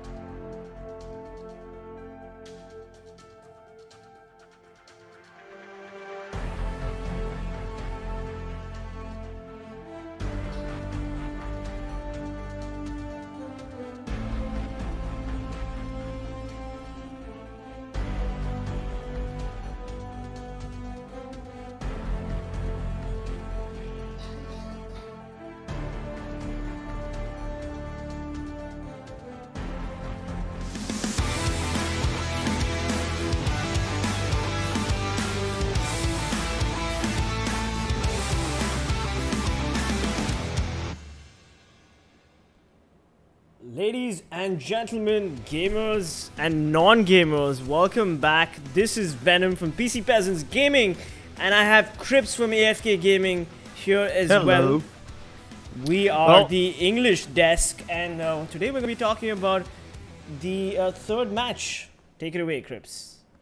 Well, just to clarify, the people in the chat, the two gentlemen you see on the camera, Katin and Krat, are not us. They are doing the Hindi desk, and we're just pretending to voice them over. And while we pretend to do that, let's talk a bit about the map that's about to come up, Miramar. Now, all the teams have shown us that they have some or the other tactics that they usually keep up their sleeve. If there is something that you want to use, now is the time. But before we get into Miramar, look at Fnatic and Aztec really close at 70 points.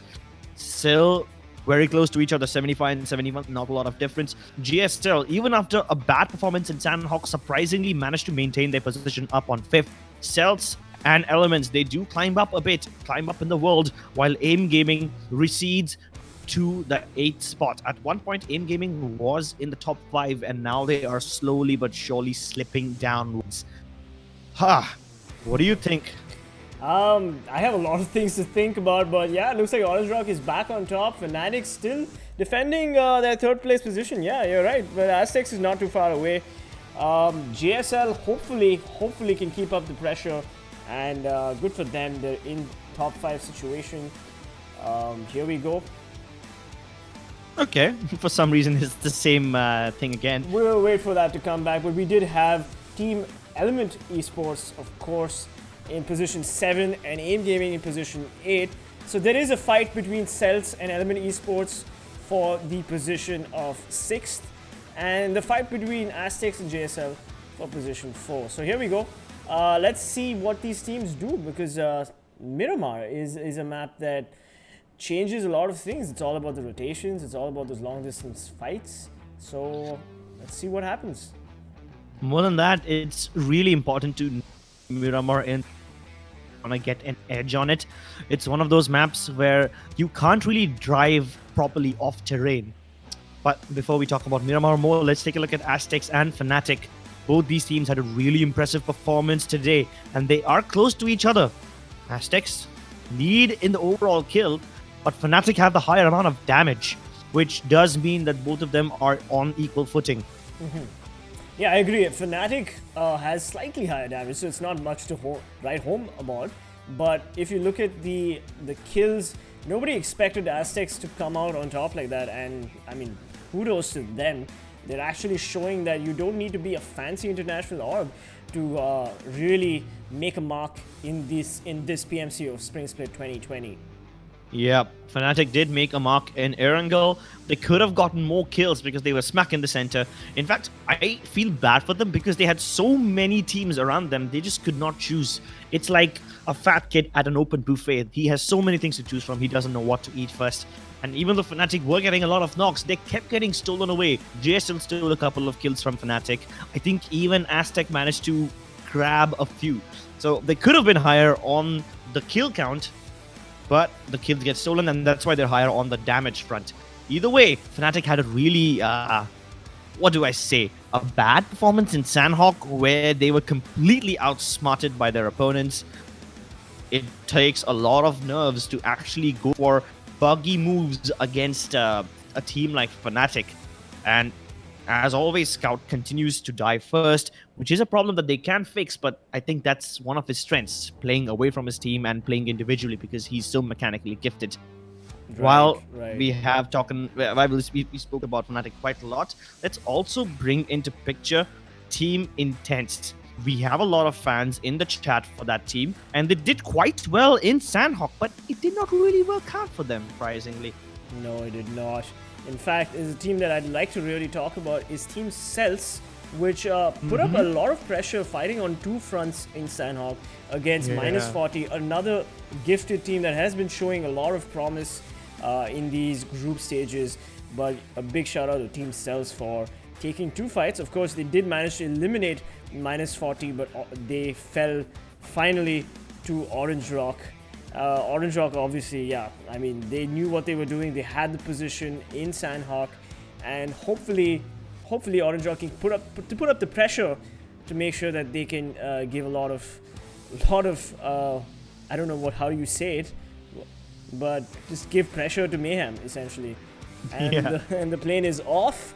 It is a south to north map plane track, and my words are not coming the way I intended them to come, so I'm going to give it to you. I'm going to give it to you, Crips. Take it away. Thank you so much for the great pass. Well, surprisingly similar to Erangel, once again, the map is quite evenly split straight down the center. A lot of places available up for grabs. 7C's jumping out first, and they're heading towards the island down south. They'll either settle in Los Higos all the way to its prison. I don't think they can get to prison. It's a bit far away. So even in Los Higos, they should be pretty happy. Marcos, they're not Intense, alone. and Lifecraft, they are heading towards Los Leones, but I have a feeling that Aztec and Lifecraft might go just a little bit beyond that. Aztec heading towards Puerto Paraiso. I have no idea if I'm pronouncing it right. I'm just hoping that all my Breaking Bad experience will help me pronounce Spanish names properly. But keep in mind that at one point I thought 7Cs were all alone. No, that is not the case anymore. They have one more team contesting them on the southern island. CELTZ taking Chumacera. Fnatic, they are in, I think they're going to be spreading out across the center of the map, not really going towards any city, but they will take control of multiple settlements like they have always done. The circle, though, it's up towards the top, which means 7Cs, Elves, Lifecraft, Aztec, all of them are going to have a tough time getting in there. Keep in mind that 0 Degrees, even though they were close to Los Leones, haven't really taken positions over there. They're taking their cars, and I think they're heading towards Impala, or they will end up in Bandita. A lot of teams, though, in the center. Fnatic, Godlike, right next to each other in San Martin. And San Martin, in my opinion, once again, will become one of the places which turns out to be a graveyard of a lot of bodies. Yeah, we got Fnatic OP, of course, on the screen here, not having the greatest couple of games. I'm sure all the Fnatic fans are going to be feeling pretty devastated at the way Scout has performed these last couple of matches. But nevertheless, Scout is a mechanically gifted player, and maybe it is a communication issue, or maybe it's just that he tried a couple of plays which didn't work out for him. Speaking of Godlike on the screen right now. Oh, and Mavi already getting a knock on Team M40. Team ORB also getting a knock on AIMGAMING's Ipman. Godlike on screen right now. Godlike, a team that has not been performing well at all. But last game coming in second. Of course, losing to Orange Drop brutally. But nevertheless, it's good to see that Godlike is back, because they do not want to get eliminated in these group stages. Definitely not. It's really difficult to connect the shots with an MK14 when you have no light grip, no tactical stock, and just a red dot. Yeah, even though the car is a much bigger target than an actual human, it's quite tough. I'm actually surprised. I can't do that on PC, and this guy's taking shots on mobile, so props to him. Yeah. The funny thing is, at this point, Miramar is undergoing a lot of changes in the PUBG PC version. It's gonna be interesting to see when they roll it out in the mobile version as well. Have you checked out the new map, Karakin? Yes, I have, and it's quite interesting, and I'm pretty excited to see when it comes to PUBG Mobile, because I just picked up a nice new phone, and I've been streaming a lot of PUBG Mobile on that phone. So Well, we had the circle on a screen for a second, and we did see that a lot of teams are already beginning to rotate before the first circle even starts ticking. Obviously, as we previously discussed, San Martin is going to be one of those hot spots where Godlike is already in position. Now, usually Godlike is the team that goes aggressive right off the start. Now they don't have to be necessarily aggressive. They can just stay where they are, and the teams will come towards them. Fnatic knocking on the doors of San Martin. That's going to be the two strongest teams. Probably will face each other off in San Martin. That's going to be an interesting fight. Meanwhile, AIM very safe in Cruz de Val. Furia safe in Torre Ahumada. Water treatment is occupied by Team ORB. And JSL are now moving in from La Cuberia towards the northern edges of the circle. But keep in mind, so many teams are still not inside. Intense have control of Los Leones, and then a little bit of Lost Newness is also still inside the circle, so I'm assuming Team Intels will take control of that area as well, which will make things difficult for Lifecraft and Aztec because they will have absolutely nowhere to go. Elvis are already on the move. Surprisingly, haven't taken any fights from anyone else. Interesting. Yes, we've got TeamELVES pretty far away from the map. Of course, everybody has to rotate, but I have to say, Orange Rock is in a very central position right now. Good for them. They know what they're doing here. They know that playing a circle, playing the central circle is the best way to probably win because they already managed to prove it in Sanhok. Team Intense on the screen right now. We had Zal take a couple of decent kills last game. And of course, oh my god, what happened to CELTZ in the kill feed? He seemed to have jumped off his moving vehicle. Hopefully he'll get a pickup. But Lifecraft losing to Fourier in Sanhok last game. Hopefully they've learned some tough lessons. Team CELTZ picking up rocks. Team CELTZ, again, as I said before, a team that really knew what they were doing. They hunkered down under pressure, fighting on two fronts, managing to take out M40, a great team on its own. And of course, we've got Orange Rock here at, I believe this is Minas? Yeah, this is the Mines. Yes. Or you can call it Minas if your Spanish is on point. My Spanish isn't on point, but but I'll still call it Minas.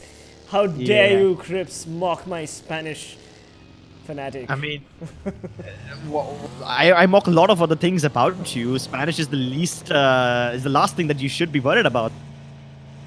Let's get an F in chat, ladies and gentlemen. And we're back to Fnatic, rotating to Minas. Hopefully we'll see these two amazing teams face off against each other. Who do you think would win in a Fnatic versus Orange Rock situation? Given the circumstances, I would have said Orange Rock because they already had a nice spread out cover all across Minas, and Fnatic would have been at a disadvantage as soon as they walk out of the vehicles. But I'm going to talk about that later as Orb and Godlike start trading frags.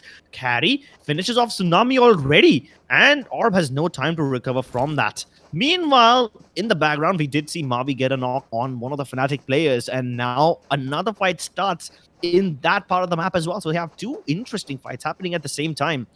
I think Orb is going to back away, though, because after losing that one player, they do not want to re-engage. Ash, though, is in imminent danger. He had the ridge for cover, but Mavi pushed out. He extended and finished off Ash. This is an early loss. This is an early loss for Fnatic, and they're going to want to rethink how they want to play the rest of Miramar. Pretty disappointing for all the Fnatic fans in the audience right now, as Scout, OP, and Gang decide that it's time to rotate to better cover. That was just terrible. And of course, Team Orb losing their player to Godlike.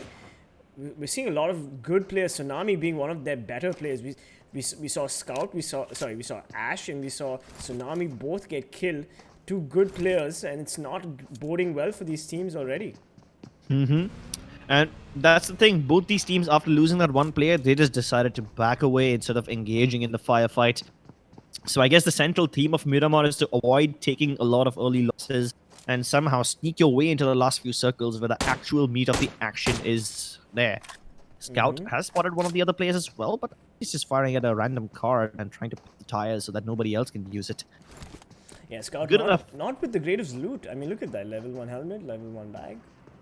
Just one med kit, nothing else. JSL on the screen right now, rotating safely into the blue, into the white. My bad. JSL again, a team that has been playing pretty well these last few games. Especially it was Erangel, I believe, where they fought outside Pachinki, managed to eliminate Godlike, and then did some serious damage to Marcos Gaming, which had just aggroed 7Cs. Fnatic now changing position. They have Team Intense in their position, in their crosshairs, always firing a couple of warning shots saying, hey buddy, we're here. Mavi falling out of his car.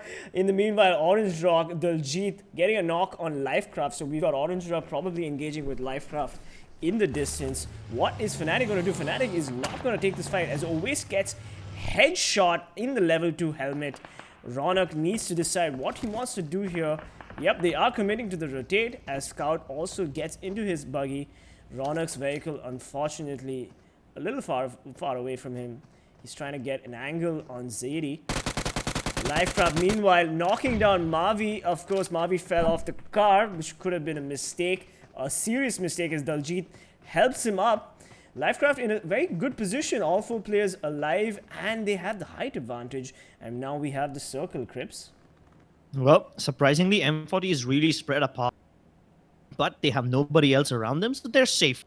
2 fights happening at the same time, Lifecraft versus Orange Rock, and we have Fnatic versus Intense. Godlike are rotating into the circle, but will they run into Orb? They're dangerously close. That northern border of the circle, it's still up for grabs, and a lot of teams haven't made the rotations just yet, but they are on. Let's see if we see any more fights other than the 2 that we are already seeing. Circle continues to shift southwards. My tongue over there. And here we are back again. Clowny rattling off shots, hasn't connected any of them yet, but Orange Rock have had plenty of time to revive their players and get everything back on track. Yep. Ironically, remember the first Miramar game that Orange Rock played? Orange Rock was on those very cliffs, taking pot shots at everybody. But now the tables have turned, and they're on the receiving end of that canyon of death. We've got a nice MK14 on the screen right now, so if any viewers would like to pick it up, just head on over to the group stages of A&D Miramar. Be our guest. Orange Rock. Intense. They're in very close vicinity of yet another. I'm definitely sure they've heard the engines roaring of Fnatic. But keep in mind, Fnatic were trying to disengage, if I'm not wrong, with this fight. Not sure if Fnatic have completely fallen apart yet. But even Intense, they're not too keen on pushing into them. Yeah. It's this awkward moment where both the teams know of each other's existence but do not want to take any action against it. As once again, Scout continues to split apart from his teammate. This could work out in his favor if he manages to get an angle onto Intense. And while they're busy focusing on Scout, maybe Ronak and Noace can step into the action. But historically, Scout hasn't really been doing a lot of good stuff whenever he splits up. I like his ideology. Yeah, this has not been working out for Scout. Sorry to interrupt you, but like he shouldn't be doing this, splitting away from his teammates. I mean, I understand that is his playstyle and all, but they are already at a one-man disadvantage here. And with Team Intense, of course, Fnatic definitely can hold their ground against Team Intense, no doubt. But Scout OP, you know, with that level 1 helmet, just running around helter-skelter, he'd have to be very careful. Meanwhile, 7C's off camera, taking a couple of shots, getting a couple of knocks on Team Hype. Where is this happening? This is happening at the edges of the circle. Both these teams trying to rotate inwards.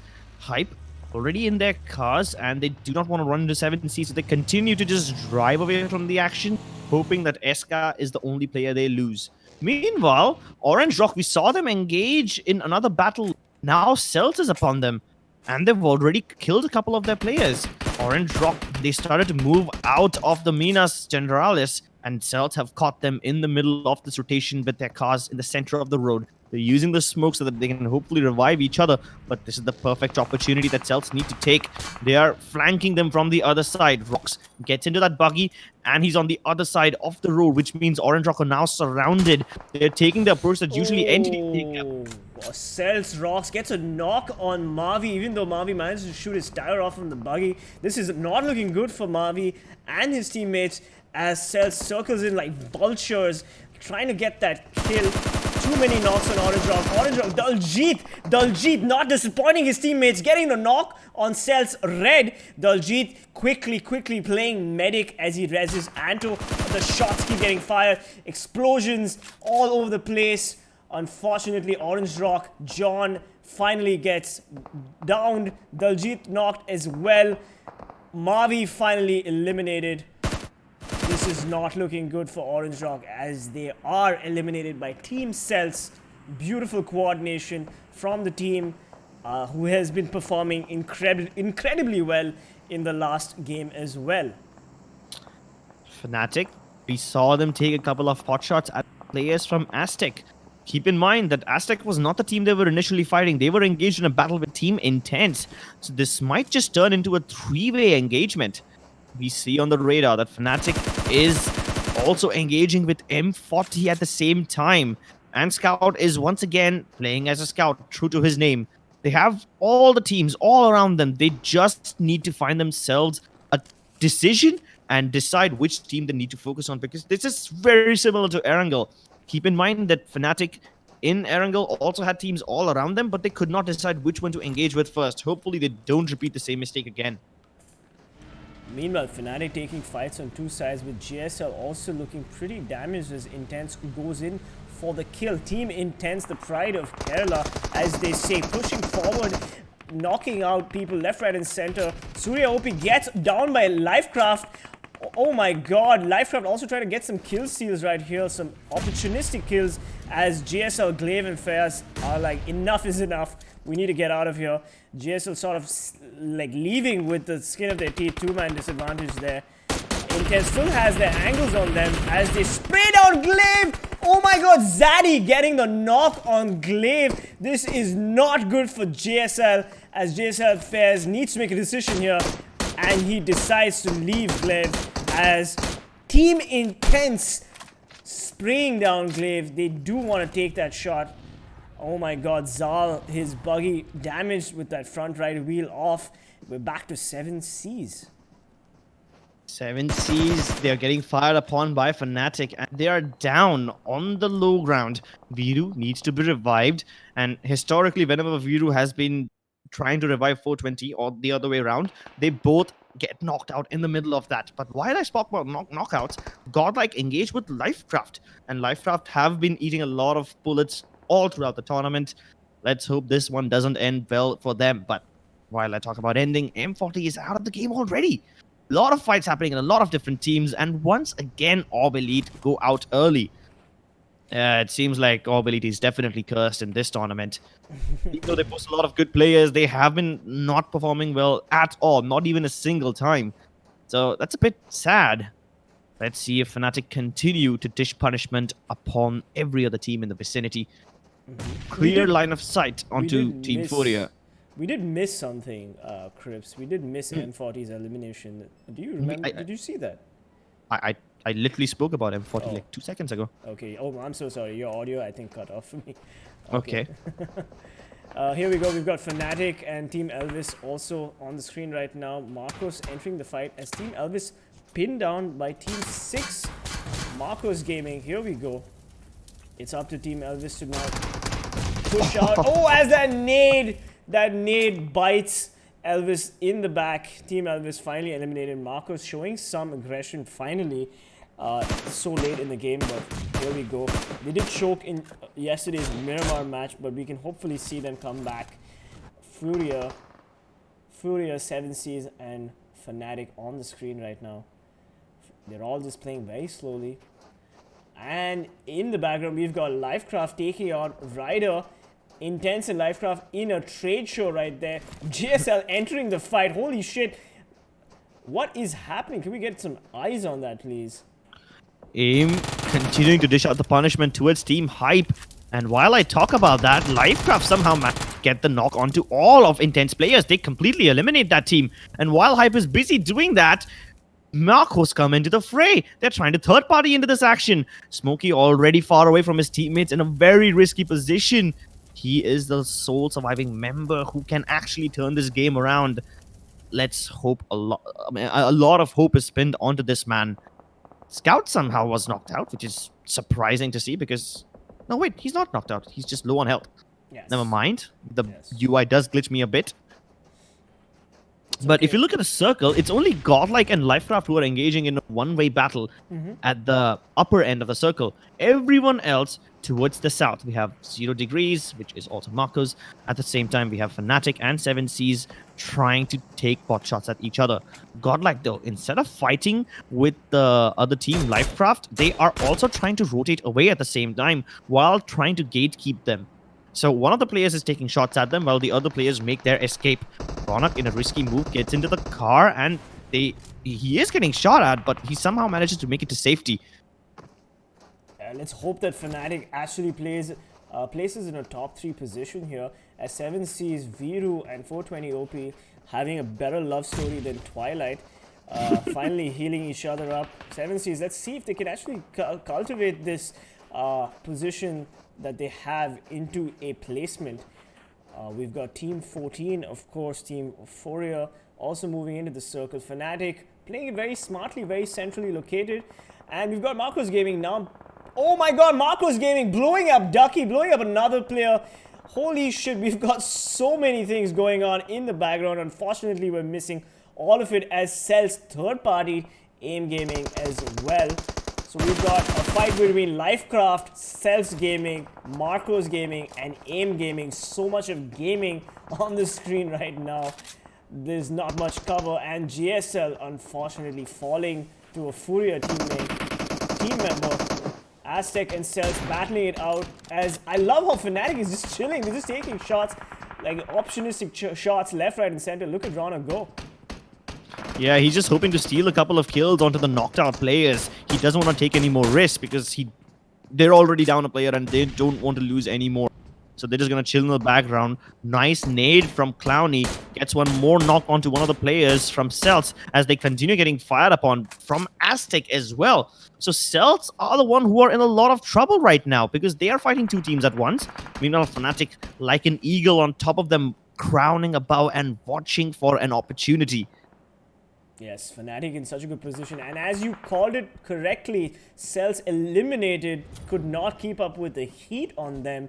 This is a very bad circle for a lot of these teams, especially Godlike, Lifecraft, because they're all caught out in the open. Dangi pretty far away from his teammate as he needs to rotate back into the circle. We've got Killsome trying to get an angle on Marcos Gaming right here. Killsome has probably seen his silhouette, but no, he did not. I stand corrected. He's still trying to get an angle from the same spot, hoping that he can get a shot on Marcos Gaming. Marcos Gaming finally back in the game. Yeah, but Aztec knows exactly where they are. He saw them rotate in circle and he predicts their movements as they were getting pushed ahead of the blue zone as well. So one nade can actually destroy Marcos Gaming right there because they've been rotating predictably and Aztec has eyes on them. Speaking of eyes, keep your eyes on the circle. It's shrunk even further. And this is going to be super problematic. One lone member of AIMGAMING who was hiding in a corner somewhere finally gets killed, and AIMGAMING is out of the picture as well. Look at the circle right now. We've got a few teams slightly out of the circle. 7Cs now. Oh, and Godlike Gil putting down some lead on Furia player, and he gets the knock on him. Godlike Gil, oh my god, Lifecraft also eliminated. Trying to put some pressure on both those players. He finishes him off. He finishes Jas OP of Furia off, and now he sets his eyes on somebody else as Killsome eliminating Marcos Gaming. Marcos Gaming choking at the last moment. Not a good play from them, unfortunately. Fnatic now keeping their eyes on 7Cs. They've spotted them. It is now up to 7Cs to really show that they have what it takes to compete in this tournament. We saw 7Cs try to take fights with Fnatic early on and with Orange Rock, but they haven't been performing well. Viru gets instantly down by Spidey, and Final Boss walks into a trap that South and always set up. This one is a bad one. 7Cs out of the picture. They played very safe. They played very well up until this point, but they made one unfortunate push. They get knocked out and meet the same fate as Marcos Gaming. Both of them rotated predictably, and their opponents quick to the trigger. Gil, oh my god. Godlike laying down lead on Team Furia, blowing up all their lovely vehicles. What a pin down that they've got there. But even though Team Furia is in the circle right now, if they do get circle screwed, they are going to be caught out in the open by Godlike. Aztecs, meanwhile, is in a great position. Look at Sonic just hiding out there. Godlike. Yeah. Last member for his team, Sonic, he continuing to pray to the gods that nobody will spot him. He's hoping that the teams will fight each other off first, but I think they are aware about his position. Might be unintentional, But somehow Gil continues to stay in that little shack, even though he was getting shot upon, even though his position is known to pretty much every team, he's still alive. Finally. And while I say that, Godlike continue to dish punishment. They get one more knock onto Furia. They are pinned down. There's no way out. And finally, Sonic is eliminated. His team goes out in the 4th place. But keep your eyes on Team Furia. They're getting pushed ahead by the play zone. And Godlike are not going to let them through, as all of them now have to get into their cars and move into the circle. But Furia don't even have any cars to work with. And they all have to move in towards Team Fnatic, who are still inside this little compound. And they have a nice spread out player base, which means they have eyes on every different direction. Right. We've got 4 teams right now in the mix. We've got Godlike outside the circle, Fnatic slightly outside the circle, but Aztec nice and comfy within the circle. All they have to do is hold their position and not get knocked by anybody. Carry has an angle on Spidey.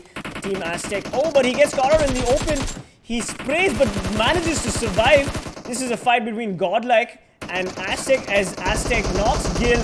Always getting into the fight, knocking down Carry. The play zone also knocking Dangi. This is chaos, as Godlike getting shot from every angle, from Fnatic, from Aztec. They're in the worst position ever. Meanwhile, Fury are taking advantage of all this cluster fighting, slowly making their ways into the circle from the north. They have How are they even live? They are just biding their time, as Godlike in a pretty bad position. Fnatic trying to get an angle, always just seeing if he can get a sneak peek at any of the Aztec players. Team Aztec playing unbelievably well with that position, of course, that position advantage for sure, as Scout OP pushes forward and gets a knock on Satan. On Satan, it's Fnatic, and Fnatic getting a kill on Satan. Aztec team member down. It is a 3v3 between Aztec and Fnatic. Furia losing to a play zone. Godlike in a bad position, as Raj putting down so many bullets on Godlike. Can exist. Race Smokey OP always has an idea that he is quite close to Godlike, and all he has to do is hold that angle. Raj FTW, never mind, finds Godlike, eliminates both of them. Godlike eliminated, and Oasis and Scout see that and shoot some bullets at him. Raj needs to do something, holding that ground. This is so intense. But Aztec sees Raj, they see the action, and Team Furia comes out in 3rd place. It is now Fnatic versus Aztec. I'm gonna let you take this. I'm gonna let you take this. Okay, this is, I think, one of the only times where splitting up will actually work for Fnatic. If they can somehow get out towards the left-hand side and send Oasis down from the trenches, out of this little mess that Ronak and Scout are trapped in, they might just be able to get the kill onto CELTZ. And once they do that, Spidey will be an easy prey. Keep in mind that Aztec is split up, but it will only work for them if they somehow manage to trade each other off, which isn't really possible. But look at Spidey. He's rotating all the way around the circle. All CELTZ needs to do is hold on and not die. But he will get the kill onto Scout, and he will finish him off as well. This is brilliant. All CELTZ needed to do was stay alive and set up a distraction while Spidey rotates, but he gets something even better. And now it's an even 2 versus 2. Spidey has made his way towards safety, and he's now with CELTZ, which means both of them can trade frags with each other. Spidey was in a very awkward position at first, not anymore. And Aztec once again, with brilliant rotations, find themselves in the lead. Ronak takes the fight with CELTZ. They both disengage at the same time, taking a bit of damage, but not really finishing each other off. They must use their nades properly now. Always trying to go around the other side. He might just be caught off guard, but CELTZ decides to push in, and he gets knocked out. Not before he knocks out Ronak first. It's a 1v1, and Aztec comes out on top once again. Their chicken dinner of the day. Oh my god, Aztec playing so well with the 13 kills. Beautiful gameplay by Aztec. Of course, they had the position, they had the circle. Fnatic definitely was on the push there, but losing Scout OP so early in that fight again set Fnatic back, I feel. And unfortunately, Ronak and his teammate could not clutch it. You know, this time Fnatic played a bit differently than they usually do. We always see them split up and everything, but surprisingly, they were all inside the low ground area of Minas this time. I was just waiting, when will they split? When will they split? Because if they had split up, they could have actually won the game. The only thing is they needed to split up a bit early. Yes. Later, when Scout actually decided to split up, it was only because they were pinned down in one position and they needed to move out of desperation, not out of choice. If they had decided to do the same thing that Scout usually does all the time, it would have worked. But I have to keep some things in mind that maybe they did not split up because it did not work out for them before. So that's the thing, right? When they actually need to split, they don't, and when they needed to, they do it. So it's bad thing at the bad time, and that's why they were not able to win this one. But I have to give credit to Killsome. 7 kills, 900 damage. Jesus, Killsome really living up to his name, as he doesn't just kill some people, he kills a lot. I swear, Team Aztec has been on fire. And let's not forget third place FULLPWR. Team FULLPWR finally sort of making it back into the game.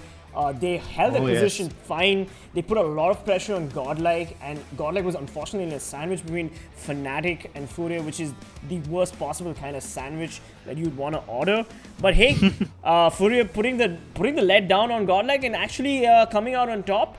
I gotta say, that was a one-man clutch for FULLPWR right there, and they're going to be feeling pretty good about themselves for the next coming game. But Fnatic, yes, unfortunately Fnatic could not clutch it, could not do it. But I gotta give it to Aztec. I don't think it was Fnatic's fault here. Aztec just had the better position. They had fanned out, as you rightly said. They had split up. They had a lot of angles covered, and Fnatic obviously was at a disadvantage because they were fighting so many fights in their defense. They were worrying about Godlike, and they were worrying about a team like Aztec, which was at a height advantage. Definitely. And even though Fnatic would have been able to kill off Aztec if Spidey stayed there, the best part was Spidey rotating along the edges of the circle when he perfectly needed to. That's something that also Fnatic should have done. They did not do it because they were under fire from the other teams like Godlike as well. And Spidey got that rotation right. Even though we have Spidey with 5 kills on the top 5 player list, I think it's his rotations that mattered the most in this one. But we cannot overlook the amount of damage he's done. 500 damage, 5 kills. Along with him, his teammate Killsome leading the kill board with 7. Marcos. This time it's Blazy. Not the usual name from Team Marcos who pops up on the kill feed a lot, but this time he's the one who leads the charge for his team. Lifecraft Clowny also in the picture with kills, and all these players, impressive stuff from all of them. This was a really good match of Miramar. We don't usually see the circle end up on Minas Generalis or areas like that. Right. But once it does end up over there, it becomes so much more intense because there's a lot of verticality to that little area. And that's the best part of PUBG Mobile. You never know when it's going to end. And that verticality is exactly what made it more exciting. Yes. And also we did forget Raj from FULLPWR with 5 kills and 612 damage. Of course, first place Aztecs, ESP, 13 kills, 33 points, whooping with victory. Fnatic coming in second with 6 kills and 20 points. Godlike coming in third place with 9 total kills and 17 points. Team FULLPWR, of course, back in the game with 6 kills and 16 points. And of course, the standings changed before I can read the entire standings. We've got AIMGAMING coming in 9th, Team Intense coming in 10th place with 3 kills. CELTZ unfortunately got eliminated pretty early on. So did Orange Rock, unfortunately, and JSL. You know, some of the top teams getting eliminated in match 3 so quickly. But hey, that's just, you know, when life gives you lemons, you just make lemonade. Minus 40 and ORB Elites. Let's not even talk about ORB Elites. Unfortunately, they've not been having the greatest day, but hopefully, we do hope that they come back in Vikendi. Now, what is the deal with Vikendi, Crips? So the only deal with Vikendi is it's like a bit of a mixture between Sanhok and Miramar. A lot of open spaces, but not a lot of room. It's a very small map, 6x6. And hardly any places to hide, which means you will action all throughout. And speaking of action, somehow Orange Rock has not managed to overtake Mayhem as they still stand on top. Well, just 1 point difference. I mean, they did get eliminated pretty early on, didn't they? Yeah, I think this was the game which Orange Rock would have used to overtake Mayhem, but surprisingly they're just 1 point behind, but it's okay, they'll get another chance.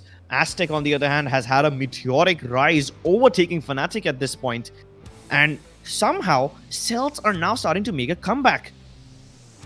Yes, absolutely. Aztecs, of course, beating Fnatic. Fnatic's going to be feeling pretty bad about that. But JSL and CELTZ still sort of neck and neck. And AIMGAMING and TeamELVES still in the top 8 situation. So good for them. They're just making it by keeping kills and playing position. AIMGAMING, unfortunately, hasn't had the greatest game so far. Then we have, of course, Godlike, 22 kills. Finally showing that they matter. And they're now back on the overall standings for Game 3. Team Fourier, of course, 20 kills, top 10 situation. That must be feeling good. And Marcos Gaming also coming in at close 11th with 55 points and 23 kills. Hats off to Blazy for Marcos Gaming. And yes, and we've got TeamGenocide, Team Intense, of course, the pride of Kerala with a whooping 22 kills. It's still on. It's still on for all these teams between team standing 17 and 24. They can still get back into the game. 7C is finally making it back into the 23rd spot. So all 7Cs has to do is keep up the momentum that they've picked up in Miramar. Well, Team 7Cs, at least they are not on the risk of getting eliminated. They were before. Now at least they're in top 24. Speaking of risk of getting eliminated, I would want to point my attention towards Godlike, who have gone from the bottom 25 up in the top 10, which is impressive. But while they go up, somebody has to go down, and this time it's Lifecraft who's gone down. They are on the verge of elimination as they slip down to 26th point. Team GoX, Team Ecstasy, ORB Elites, they are always been struggling, but Lifecraft, at one point they were in a pretty safe spot. And so was FULLPWR, but now they are very, very down. I'm almost scared for them at this point. Yeah, I agree. Well, we've still got SuperGirls all the way at 32, and hopefully they will be able to come back in the future games. Yeah, so this is a pretty decent summary of what's happening so far. We have Vikendi coming up next, so don't go anywhere. This is the English cast with PC Peasants Gaming and Crips. We hope you're enjoying the show, and if you are, don't forget to hit that like button and subscribe to PUBG Mobile Esports for more esports content. Yep. All throughout this week, actually all throughout this month, we're gonna have intense action happening and a lot of teams which will be doing the best of the action to keep you all entertained. For now, we have the highlights to keep you entertained.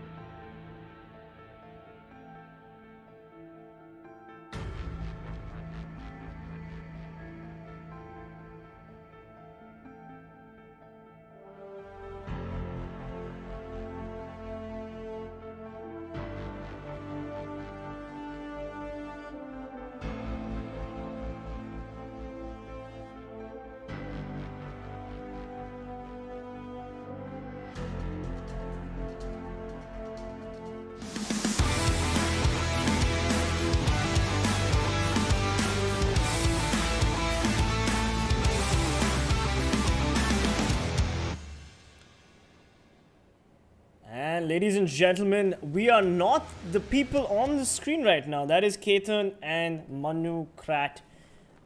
We are actually PC Peasants Gaming and Crips. What is up, Crips? Well, I'm having an amazing day full of some amazing matches and a lot of high-octane, intense PUBG Mobile action. We just saw the game on Miramar end in a nice fight between Aztec and Team Fnatic. Fnatic obviously was the one who was expected to be in the top echelons and keep, getting those high placements. But Aztecs, I'm gonna be honest, I did not expect them to perform this well. They are a good team, but who would have thought they walk away with 2 chicken dinners in the same day? Absolutely. Like, Fnatic unfortunately was in a difficult position and they did their best, I think. But Aztec, of course, very lucky playing a position as always. And of course, we have the kill leaders overall. Diljit with 19 kills, 3,187 damage, followed by Mayhem's Shadow, 17 kills. And we've got Aztec also finally in the overall kill leaders board with another 17 kills. Mayhem also again there. Cloak, 15 kills. And let's not forget the outstanding performance of Team M40's Nexus OP. All these players have been playing fantastic PUBG Mobile with Cloak having the highest average survivability. What do you think, Krat? Sorry, Crips. Wow, thank you so much for confusing me with my lovely other co-caster who you did see on the screen a couple of moments ago. Yes. My concern is Cloak did not get any more kills since, I mean, obviously he's not playing today, but my point is, Diljit, even when he has all these talented players around him, he continues to dish out punishment like an absolute god. And this time, unfortunately, Orange Rock met an early end. They were caught off guard, and while rotating, they were surrounded in every direction, which isn't really their fault. It's credit to their competitors, the people who knocked them out. Right.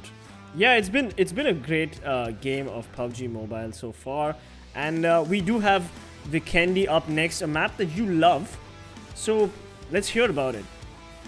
Well, so far, we have almost always seen a lot of early action in Vikendi. Yesterday, we saw Fnatic third party beautifully into that map, and they were getting involved in fights. I think like Team Furia was the one who struggled quite a bit in Vikendi because they were playing it super patiently, and that patience did not pay off for them. So let's hope they learn from their mistakes. And I know that a lot of people will say that I keep talking about Fnatic all the time, but they almost always put themselves in a difficult situation and still manage to come out on top. I can't imagine what would happen if actually Fnatic decided to play it safely and, play more disciplined instead of going YOLO into every fight. I mean, they win every time, even though they go YOLO and put themselves in risky positions. I don't think it's fair to say that they've played YOLO. I mean, we did have a couple of interesting pushes from Scout which didn't pan out, but that is the price of the role that Scout plays. He is the initiator, and that is his job. Unfortunately, it just didn't pan out in the last couple of games, but that's all right. Let's talk about other teams. We've obviously talked about Aztec. Aztec's playing amazingly well, but we've got 7Cs also back in the game. Godlike back in the game. It's nice to see all these teams which have been struggling, which have been choking all this while finally pick up the pace. We've got even Marcos Gaming, Blazy getting a decent number of kills last game, 5 kills I believe. So yeah, all the teams that have not been performing too well of late have started to pick up. And the plane has started, and Crips, this is your favorite map after all. No, but this is not my favorite circle. Look at it. More than half of it is in the water. Hardly any room available to play. 7Cs, Marcos, Intense, all of them in the circle. But Godlike were heading towards some other direction, and just now after the circle pop, they have taken a nice big U-turn, and now they're heading into the circle. Obviously, Lifecraft in Bihar and Mawatra, they're gonna have to move pretty soon. Elvis pretty safe. JSL also pretty safe. Orange Rock in Kantra. So none of these teams will fight each other right now, but they will be crowding the other end of the circle. Obviously, when there is hardly any room available to play, most of the teams will have to capture compounds. So it's just gonna be a mad rush for real estate. Furia, they've taken the position in Peshkowa once again, like they usually do, but this time there is CELTZ also nearby to challenge them. Right. So we've got Marcos Gaming very safely in the circle, and 7C is also making their way in from the south. Yeah, it is a great circle for certain teams, and a not so great circle for most of the teams. Fnatic dropping centrally at Villa obviously is going to be able to rotate very quickly back into the circle. So it's only teams like Aztec who really have to worry about that, the rotation phase. And of course, Vikendi's rotation phase is a brutal, harsh, cold rotation phase where a lot of action does seem to happen. We've got Team Hype on the screen right now, a stone's throw away from Team M40. Team Hype hasn't really been doing too many aggressive plays off late, but maybe we can see Team Hype do something. They do have an inkling that M40 is in that compound, and Mahesh and Papi set up shop a little bit east of M40 as they try to get an angle on the M40 player. Sonic sees Ruthless, sprays him down, takes out 50 damage, 50 health out of Ruthless, and Ruthless needs to now go back and lick his wounds. Can Hype convert this early game fight into a victory? Oh my god, Carnage pushes, Veska pushes, but falls to Carnage. Carnage again on fire. Look at him switch guns so quickly. He's doing a lot of damage. He's dropping out, trying to get a better angle. Oh, but he gets caught by Sonic in the rotation. Nexus OP trying to quickly get in to help his teammates. This is not looking good for M40. We've got Ruthless and Nexus. Never mind. Nexus is very far away. Oh my god, Papi nading himself. Crips. Yeah, that was a big mistake. Hype had the advantage at one point. After losing Yeska, they somehow managed to stop their losses and put the pressure back on M40. But after that mistake, I think M40 have a chance to get back into this game. Ruthless trapped in the house, but not anymore. He jumps out. They definitely heard him, and Sonic gets out of the house to finish him off. He is taking a lot of damage, but he will stop attacking and he will let his teammate finish off the top for him. Tag teaming each other, and Mahesh is the one who gets the kill. I loved it. I love how Team Hype was playing such a thirsty game, getting those knocks, putting Team M40 into the ground as quickly as they can, because these guys do not want to give M40 an opportunity to res each other. I gotta say, that's a good start for Team Hype. I mean, they did lose Pesca, but Pesca was a little overconfident with his push, and the circle is back on the map. Well, Hype was in a place where they don't really have a lot of loot, in the middle of an awkward compound in the middle of nowhere. But on the circle right now, we see that Fnatic have moved out of Villa and into the circle, where they will come into contact with Team AIM really quick. But they don't seem to be too keen on taking the fight right now. They want to go around that little hill and then take the fight. A lot of the other teams haven't started rotating yet, which is a bit of a concern, because the later you rotate, the less compounds are available, and that just makes things very, very awkward for you as you try to make your way into the circle. Surprisingly, 7Cs leave Dobromeister, which I don't think is the decision that they needed to take. But now Dobromeister is also up for the taking, which is a massive town. It can accommodate multiple teams, and it can accommodate them all safely over there, where they don't necessarily need to fight each other. Meanwhile, we have Rival on the screen, and while I say that, another fight breaks out at some other place. It is Team Aztec, the winners of the previous game, in a fight with Team Furia. Rival finally takes that chance, and he knocks out 2 players. Yes. Immense stuff. Mahesh and Sonic hit the dust. He also has spotted the other player in the smoke. He's trying to find random shots, hoping that they connect, but they won't. While I say that, Raj definitely manages to connect his shots. Spidey pre-fires around the corner, but still doesn't get one, as Raj knocks out 2, and he finishes him off as well. CELTZ has no backup whatsoever. RB not OB is very far away, and he's getting flanked by another member of the Team Furia. And while I say that, Rival does manage to get revenge onto Papi, the 2 remaining players of M40 want to re-engage and finish off this battle that they initially started. Sonic is bleeding out. His teammate definitely needs to get to him soon enough, but I don't think he'll be allowed to. Mahesh has now been spotted, and he somehow managed to make it into the house. He's barely on any HP, and Rival really wants to finish him off before he can finish healing himself up. Meanwhile, the fight he was seeing before is ended. Aztec is out of the picture, but Rival also finishes off Hype. So 2 teams before the final circle even starts to shrink are out of the game already. Amazing, amazing. What an unbelievable set of fights we just saw here. We saw Rival coming back with the clutch. Oh my god, M40 making sure that they got their vengeance on their down teammates, Ruthless and Carnage. Meanwhile, Team FULLPWR surprising Team Aztec, thirsting them as quickly as possible. Unfortunately, we didn't get to see too much of what happened there, but oh my god, what amazing PUBG Mobile right there. Team Aztec out of the game, Team Hype out of the game. It's very clear that M40 is a team that you do not want to mess with. And finally, we have Godlike on the screen. Wait, Marcos Gaming taking a couple of shots. Blazy, the man of the hour from Marcos Gaming with the 5K in a previous match, is now trying to get an angle on Lifecraft as Lifecraft takes the compound. Let's see how this pans out. I love the way how FULLPWR were able to exact revenge onto Aztec. In the last game, Aztec were the team who punished FULLPWR, and now they have returned the favor, knocking out the winners of the previous game, and they did everybody a lot of favor by doing so. Yes, indeed, indeed, indeed. We do have Marcos Gaming also on the screen right now. Palm Singh, Blazy, Surya, and Max Ash. What do you think of Marcos Gaming, and how do you think they've performed of late?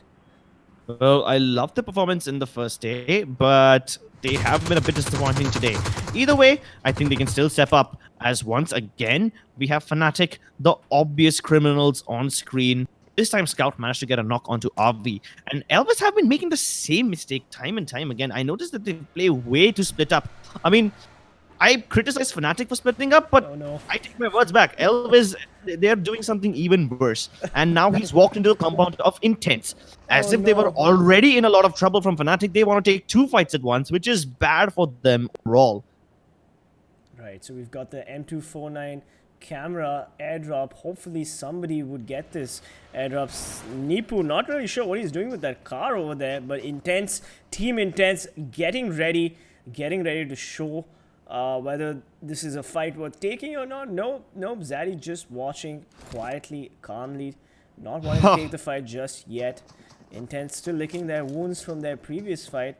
They're going to let TeamELVES get out of that. Remember, now TeamELVES is a team that is known for getting some kills. They have performed under pressure, and I definitely wouldn't want to be on their wrong side.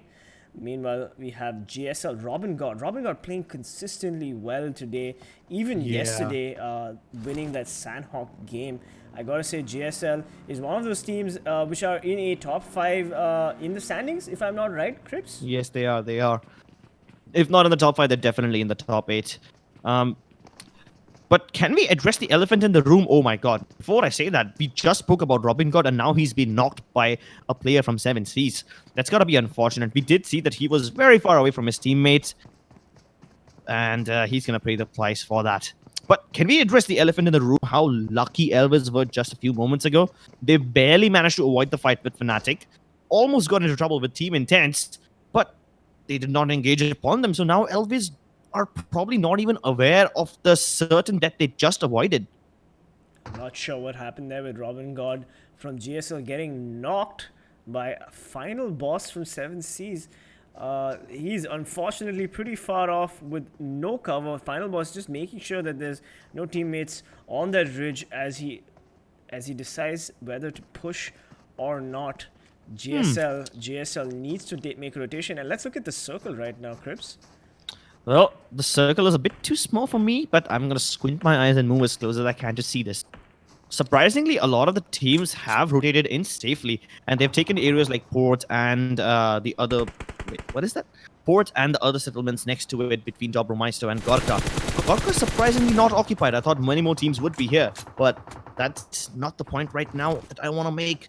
Point is, JSL, do they fight back or not? It seems like they will disengage for a bit, and they're spreading apart once again, which led to their demise earlier, but hopefully it will pay off for them. This man takes a lot of damage from MJ, and he will pathway with barely any HP left. But as I say that, he will drop down. MJ will finish off started. And wait, what? Wait a second.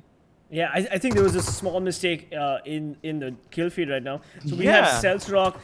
Ipman got knocked, but MJ also got traded. It is a 3v3 situation as Zeus tries to make his way towards Ipman. CELTZ Red, Rocks cooking his nade. Not really sure what he's trying to do here. But Zeus going for the smoke, giving Ipman some much needed cover as Red tries to go for that third person peek. That molly also, oh my god. CELTZ trying to get that kill on Ipman. They know that Ipman's a great player, and if they manage to get that kill, they would be at a good place. Oh, Zeus goes for the spray down, but manages to just chunk MJ. MJ is still reloading, back healed himself, trying to reposition himself as Zeus bravely reses Ipman. Ducky, unfortunately, knocked but res back. There's so much going on in stream right now. Oh my god, godlike off screen blowing up JSL. 2 players of JSL. We'll see that in a bit, but let's look at the screen right now with AIMGAMING 3v2. MJ and Red need to do something right now. Oh my god, MJ getting the knock on Ipman and Zeus. Only Ducky left. Yes, only Ducky left. Now Ducky and Rocky. Yeah, but Rocky's a bit far away, so he can't get into the action. And definitely not now. Ducky also went down. Rocky in a 1 versus 3. What can he possibly do as his teammates are being finished off in front of his eyes? And he's on low HP as well. So he definitely can't get into this fight. He's just going to have to bid goodbye to his teammates and hope that he can survive and live to tell the tale on some other day. But wait a second. It seems like CELTZ do not want to let him go. They know exactly where Rocky is and they want to chase him down. They are following him in the car and they will run into him really using the rocks as cover, hoping that CELTZ don't check under it. He's close by and they want to sniff him out like a beagle. Yes, like a beagle indeed. Beagles are amazing dogs, by the way, just FYI. Also, coming back to the game, we've got CELTZ looking for Rocky and the circle on the screen right now. I'd like to direct your attention to the top right-hand corner of the screen where we've got Lifecraft pretty much... Oh, we've got MG very close, very close to Rocky. Rocky's just chilling there in that little nook between the rocks, literally living up to his name. Haha, that's a joke. All right, let's go. We've got Team ORB also moving into the circle. Orange Rock, a little bit split up, but still, no, they're not split up. They're at the top right-hand corner of the circle, northeast, if you like.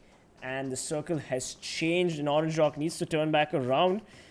Meanwhile, Rocky heard Rocks, potatoed, gets the knock, but does not manage to cultivate that into a kill. A Tanki going for the res for Rocks. That's a good squad wipe from Team CELTZ there. Well, the next circle doesn't really change much. CELTZ just need to get back into the circle, and they have plenty of room to do so. They spotted Orange Rock making a move, and they are in dangerous territory. They were surrounded by Team 11 on both sides, and they're taking this road which will keep them in the center of attention. While I talk about center of attention, it's obviously Fnatic. The obvious favorite center of attention, knocking out Team JSL. Yeah, unfortunately, we did not get to see that because that fight just happened so quickly. But Orange Rock, 1 player down, Anto. Orange Rock playing a 3-player game today in Vikendi.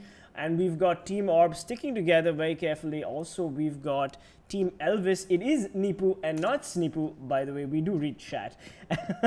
Matt, Nipu, and Duke pretty much alive as all these teams slowly make their way. Orange Rock might want to take TeamELVES's playground over here. Mavi going in for the check. He's being reconnaissance. Oh, but did Nipu spot him out? I think he saw a bit. I mean, a lot of these teams are on the edges of the coast. Now, finally, when Mavi has been spotted, Nipu will miss a lot of shots. And while he does that, he's vulnerable from the rest of the Orange Rock teammates who will fire upon him. But Mavi somehow manages to survive at the skin of his teeth.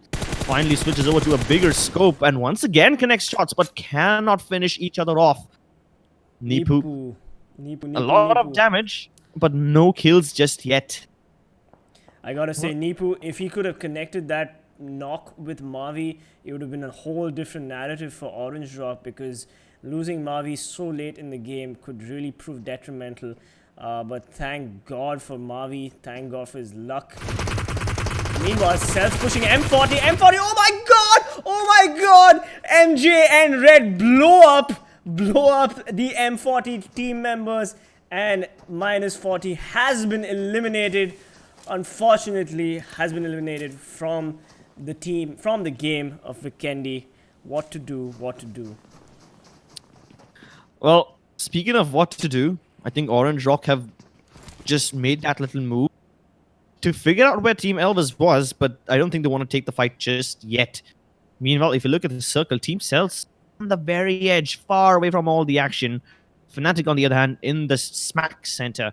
7Cs and Lifecraft close to each other, but 7Cs are split up quite a lot, so they've taken multiple compounds, which is great. The more map control you have, the less real estate that's available for the other team. Surprisingly, none of the teams are in Krichas, which is one of the only big cities still remaining in the circle. But yeah, I guess it's for zone prediction, right? I mean, don't you want to try to make sure that the circle could go center, so all these teams are just trying to cluster around the center of the circle so that the rotations are not going to be too detrimental. And there you go, the circle changed. It is still a very concentric circle for all these teams, and Fnatic sitting nice and cozy in the position. They really don't have to go anywhere. We've also got Team Intense chilling. Don't really have to worry about much.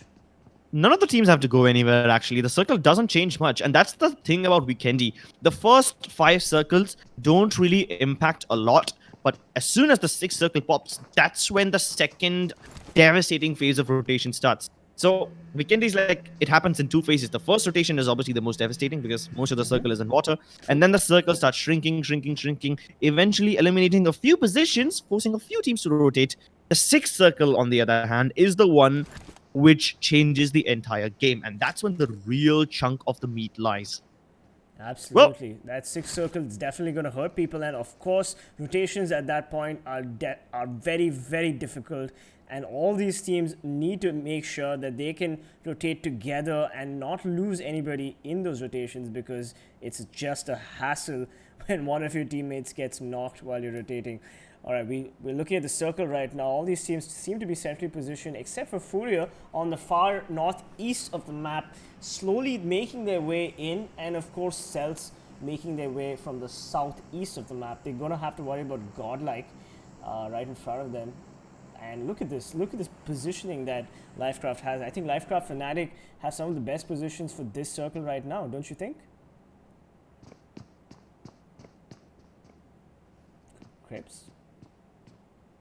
And we've got Fnatic in this circle to pop and take control of the remaining compounds that are still available inside the circle. Now, once that does happen, that's when the real chunk of the action lies. I mean, the only team that actually does need to move right now was Team Furia. They're already on the way. CELTZ need to move in, and they have just settled below Godlike. So, you see, all these teams, nice and cozy in their little houses. The only thing that is not something normal is the fact that 7Cs are playing it split, and even Team Marcos are playing it split to some extent. Every other team nice and together in their little compounds. So I think even if you just keep staring at the next circle, that's all it is. And now this circle changes a lot. ELVES and Intense gonna be acting as gatekeepers for pretty much everyone. Godlike in CELTZ, by the time they move in, they're gonna have to finish each other off and then fight with Team Intense on the way in, and that's devastating. I don't think anybody's gonna go for this drop. It's in the middle of nowhere. It's outside the zone, so no. But while that does happen, it's gonna be one big awkward mess. ELVES might run into Team Orange Rock, which is the fight that they started before, but they will finally finish it off.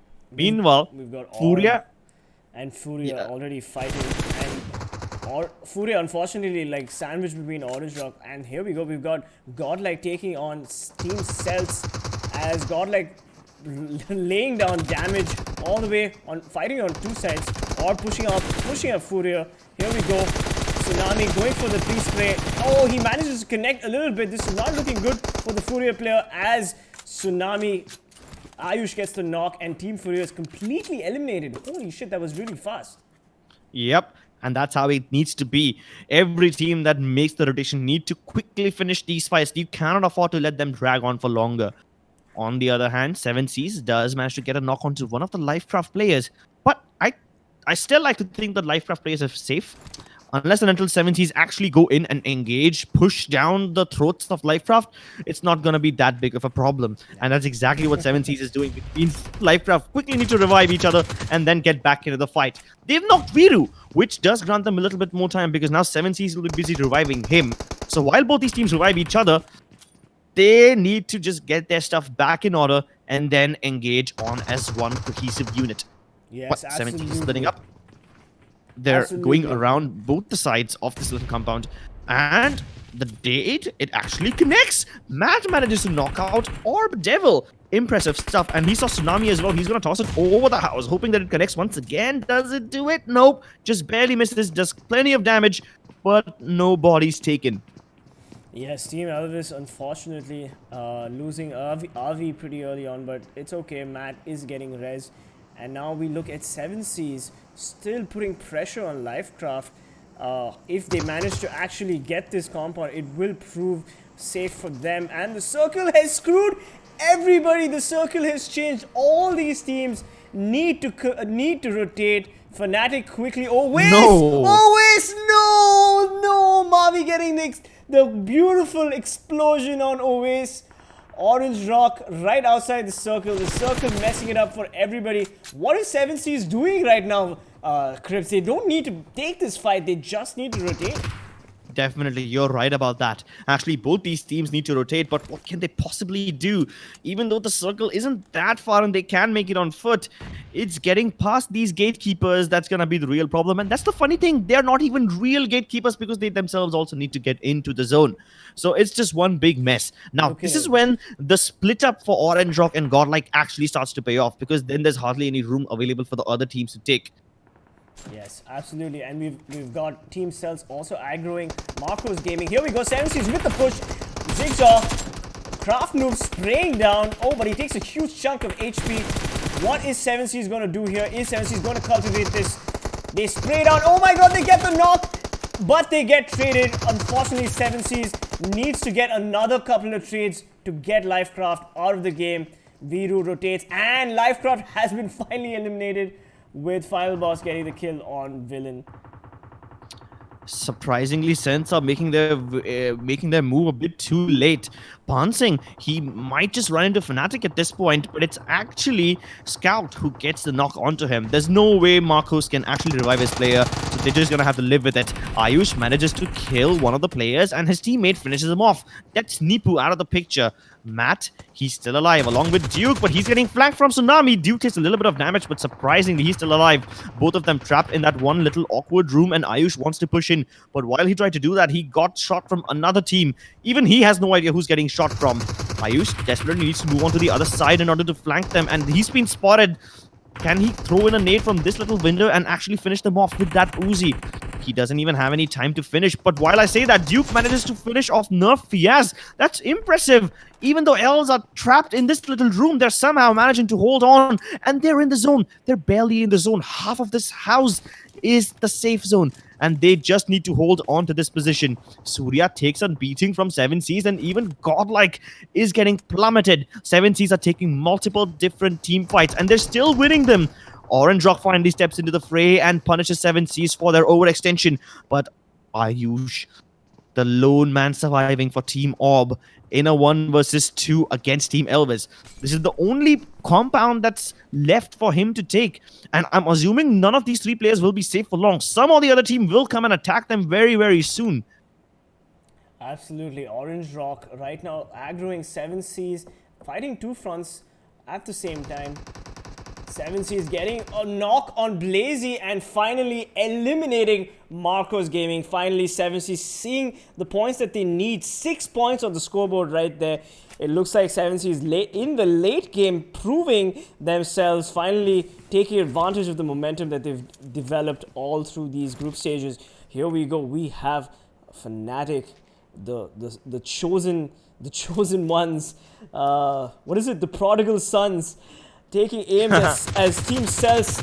Ronak spraying down MJ, getting a decent amount of chunks on MJ, but is he going to manage to convert that into a few kills? Fnatic making sure that MJ does not get into the circle. Oh my god, intense in meanwhile. Zaddy explodes. Godlike getting the kill steal on Zaddy, even though TeamELVES was the one which aggroed them to begin with. Elvis now rotating carefully. We've got only one team member in Elvis? Two team members in Elvis. Ronak spraying down people. Mavi finally getting a knock on Viru. Look at that. Oh, but 7Cs manages to get Mavi in a trade. This is not looking good for Orange Rock. They need to quickly heal up. Meanwhile, Ash finally gets knocks on 2 players from 7Cs. This is brilliant. If you took a look at it, 7Cs were the ones who had all the control in the zone. And now that they're taking beating from Fnatic, this is great because this will allow other teams to move in safely. Ash with a banged up car, hoping that he doesn't die in an explosion, will somehow manage to get in. And he set up a central position for his teammates. ORB Elites hit the ground, but as soon as they walk in, an unpleasant surprise waits them as Guild sprays down Ronak. Intense also step into the action. Somehow Ash is continuing to punish 7Cs, and Scout takes a fight with CELTZ at the same time. Fnatic, this is exactly what they signed up for. They took the central position so that they can continue punishing everyone else. They have a car for cover, and they have plenty of soaks as well.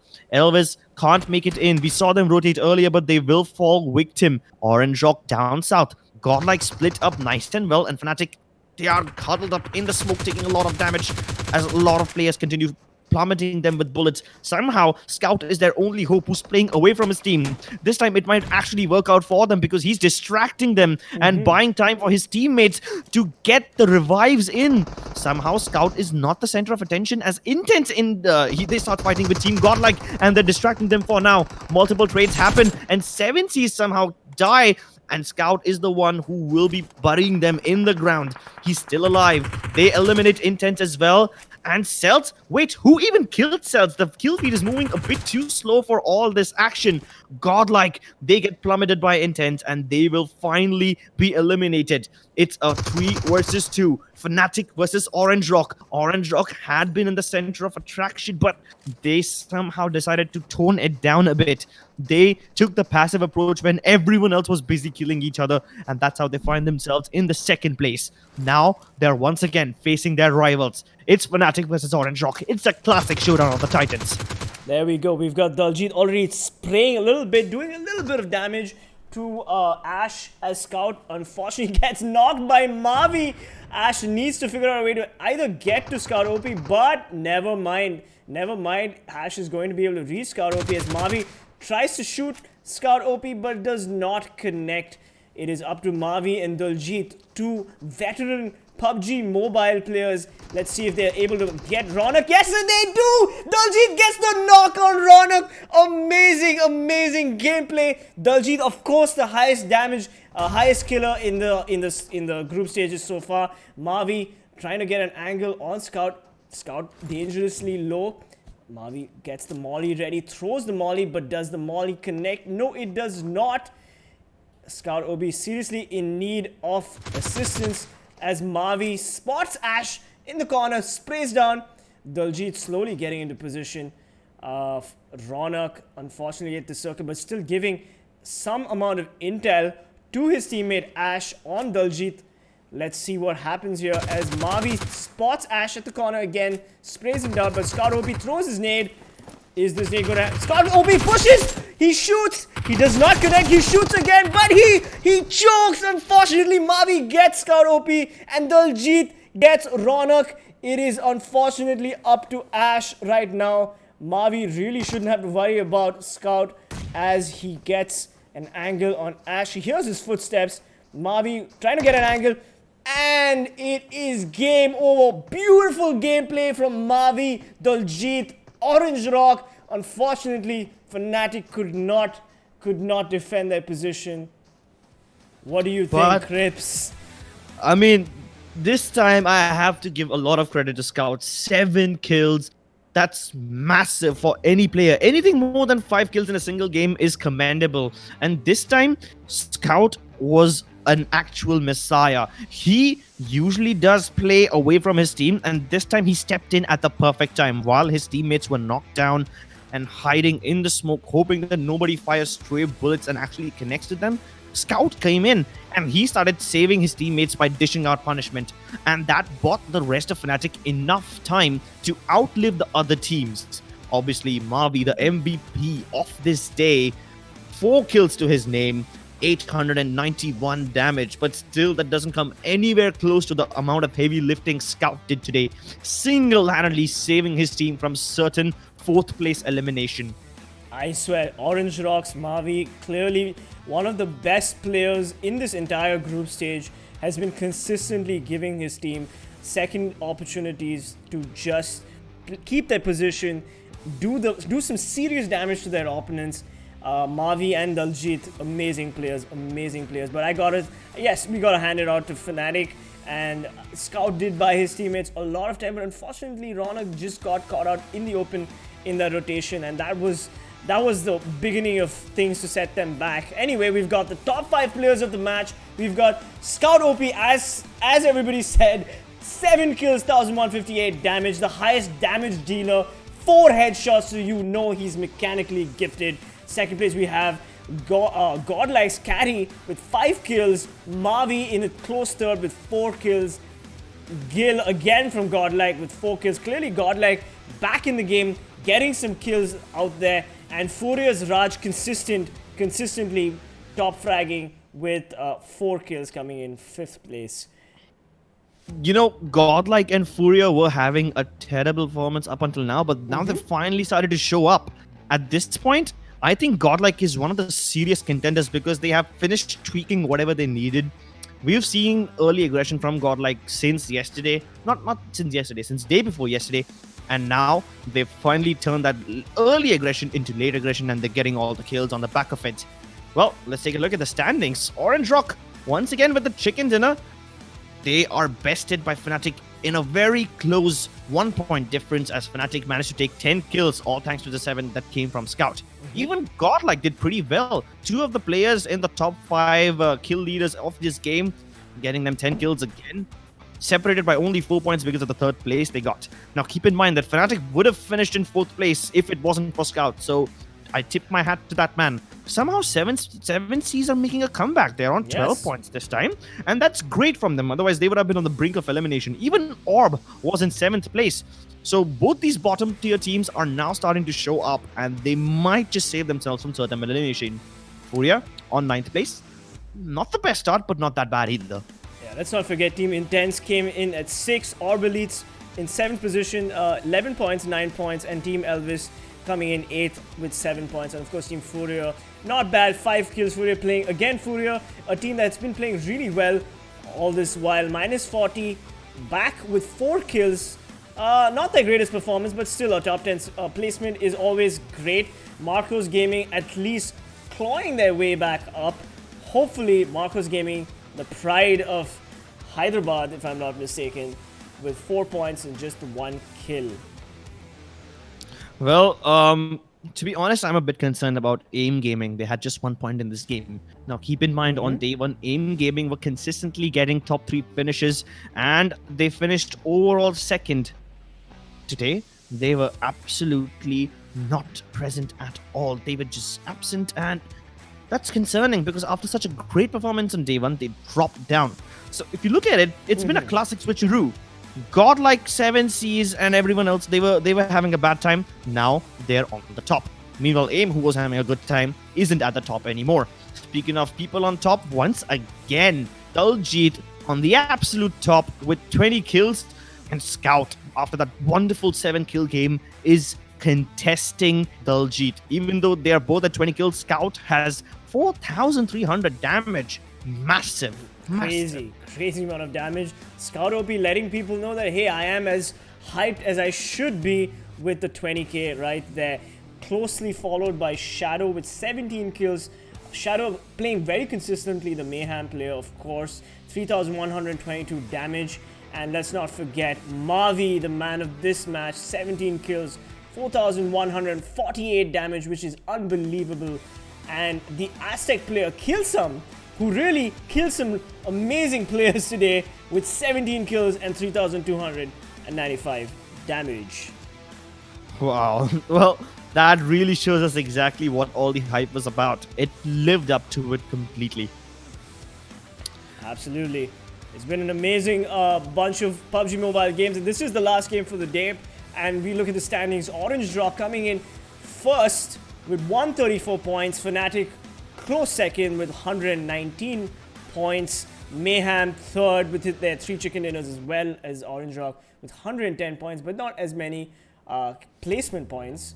But there you go, Fnatic and Orange Rock neck and neck with total kills 47 each. Yeah, Aztecs for that matter. Yeah, all of them are tied for the kill lead. It's just the placement points that separate them. And surprisingly, Fnatic is on second even without winning a single chicken dinner.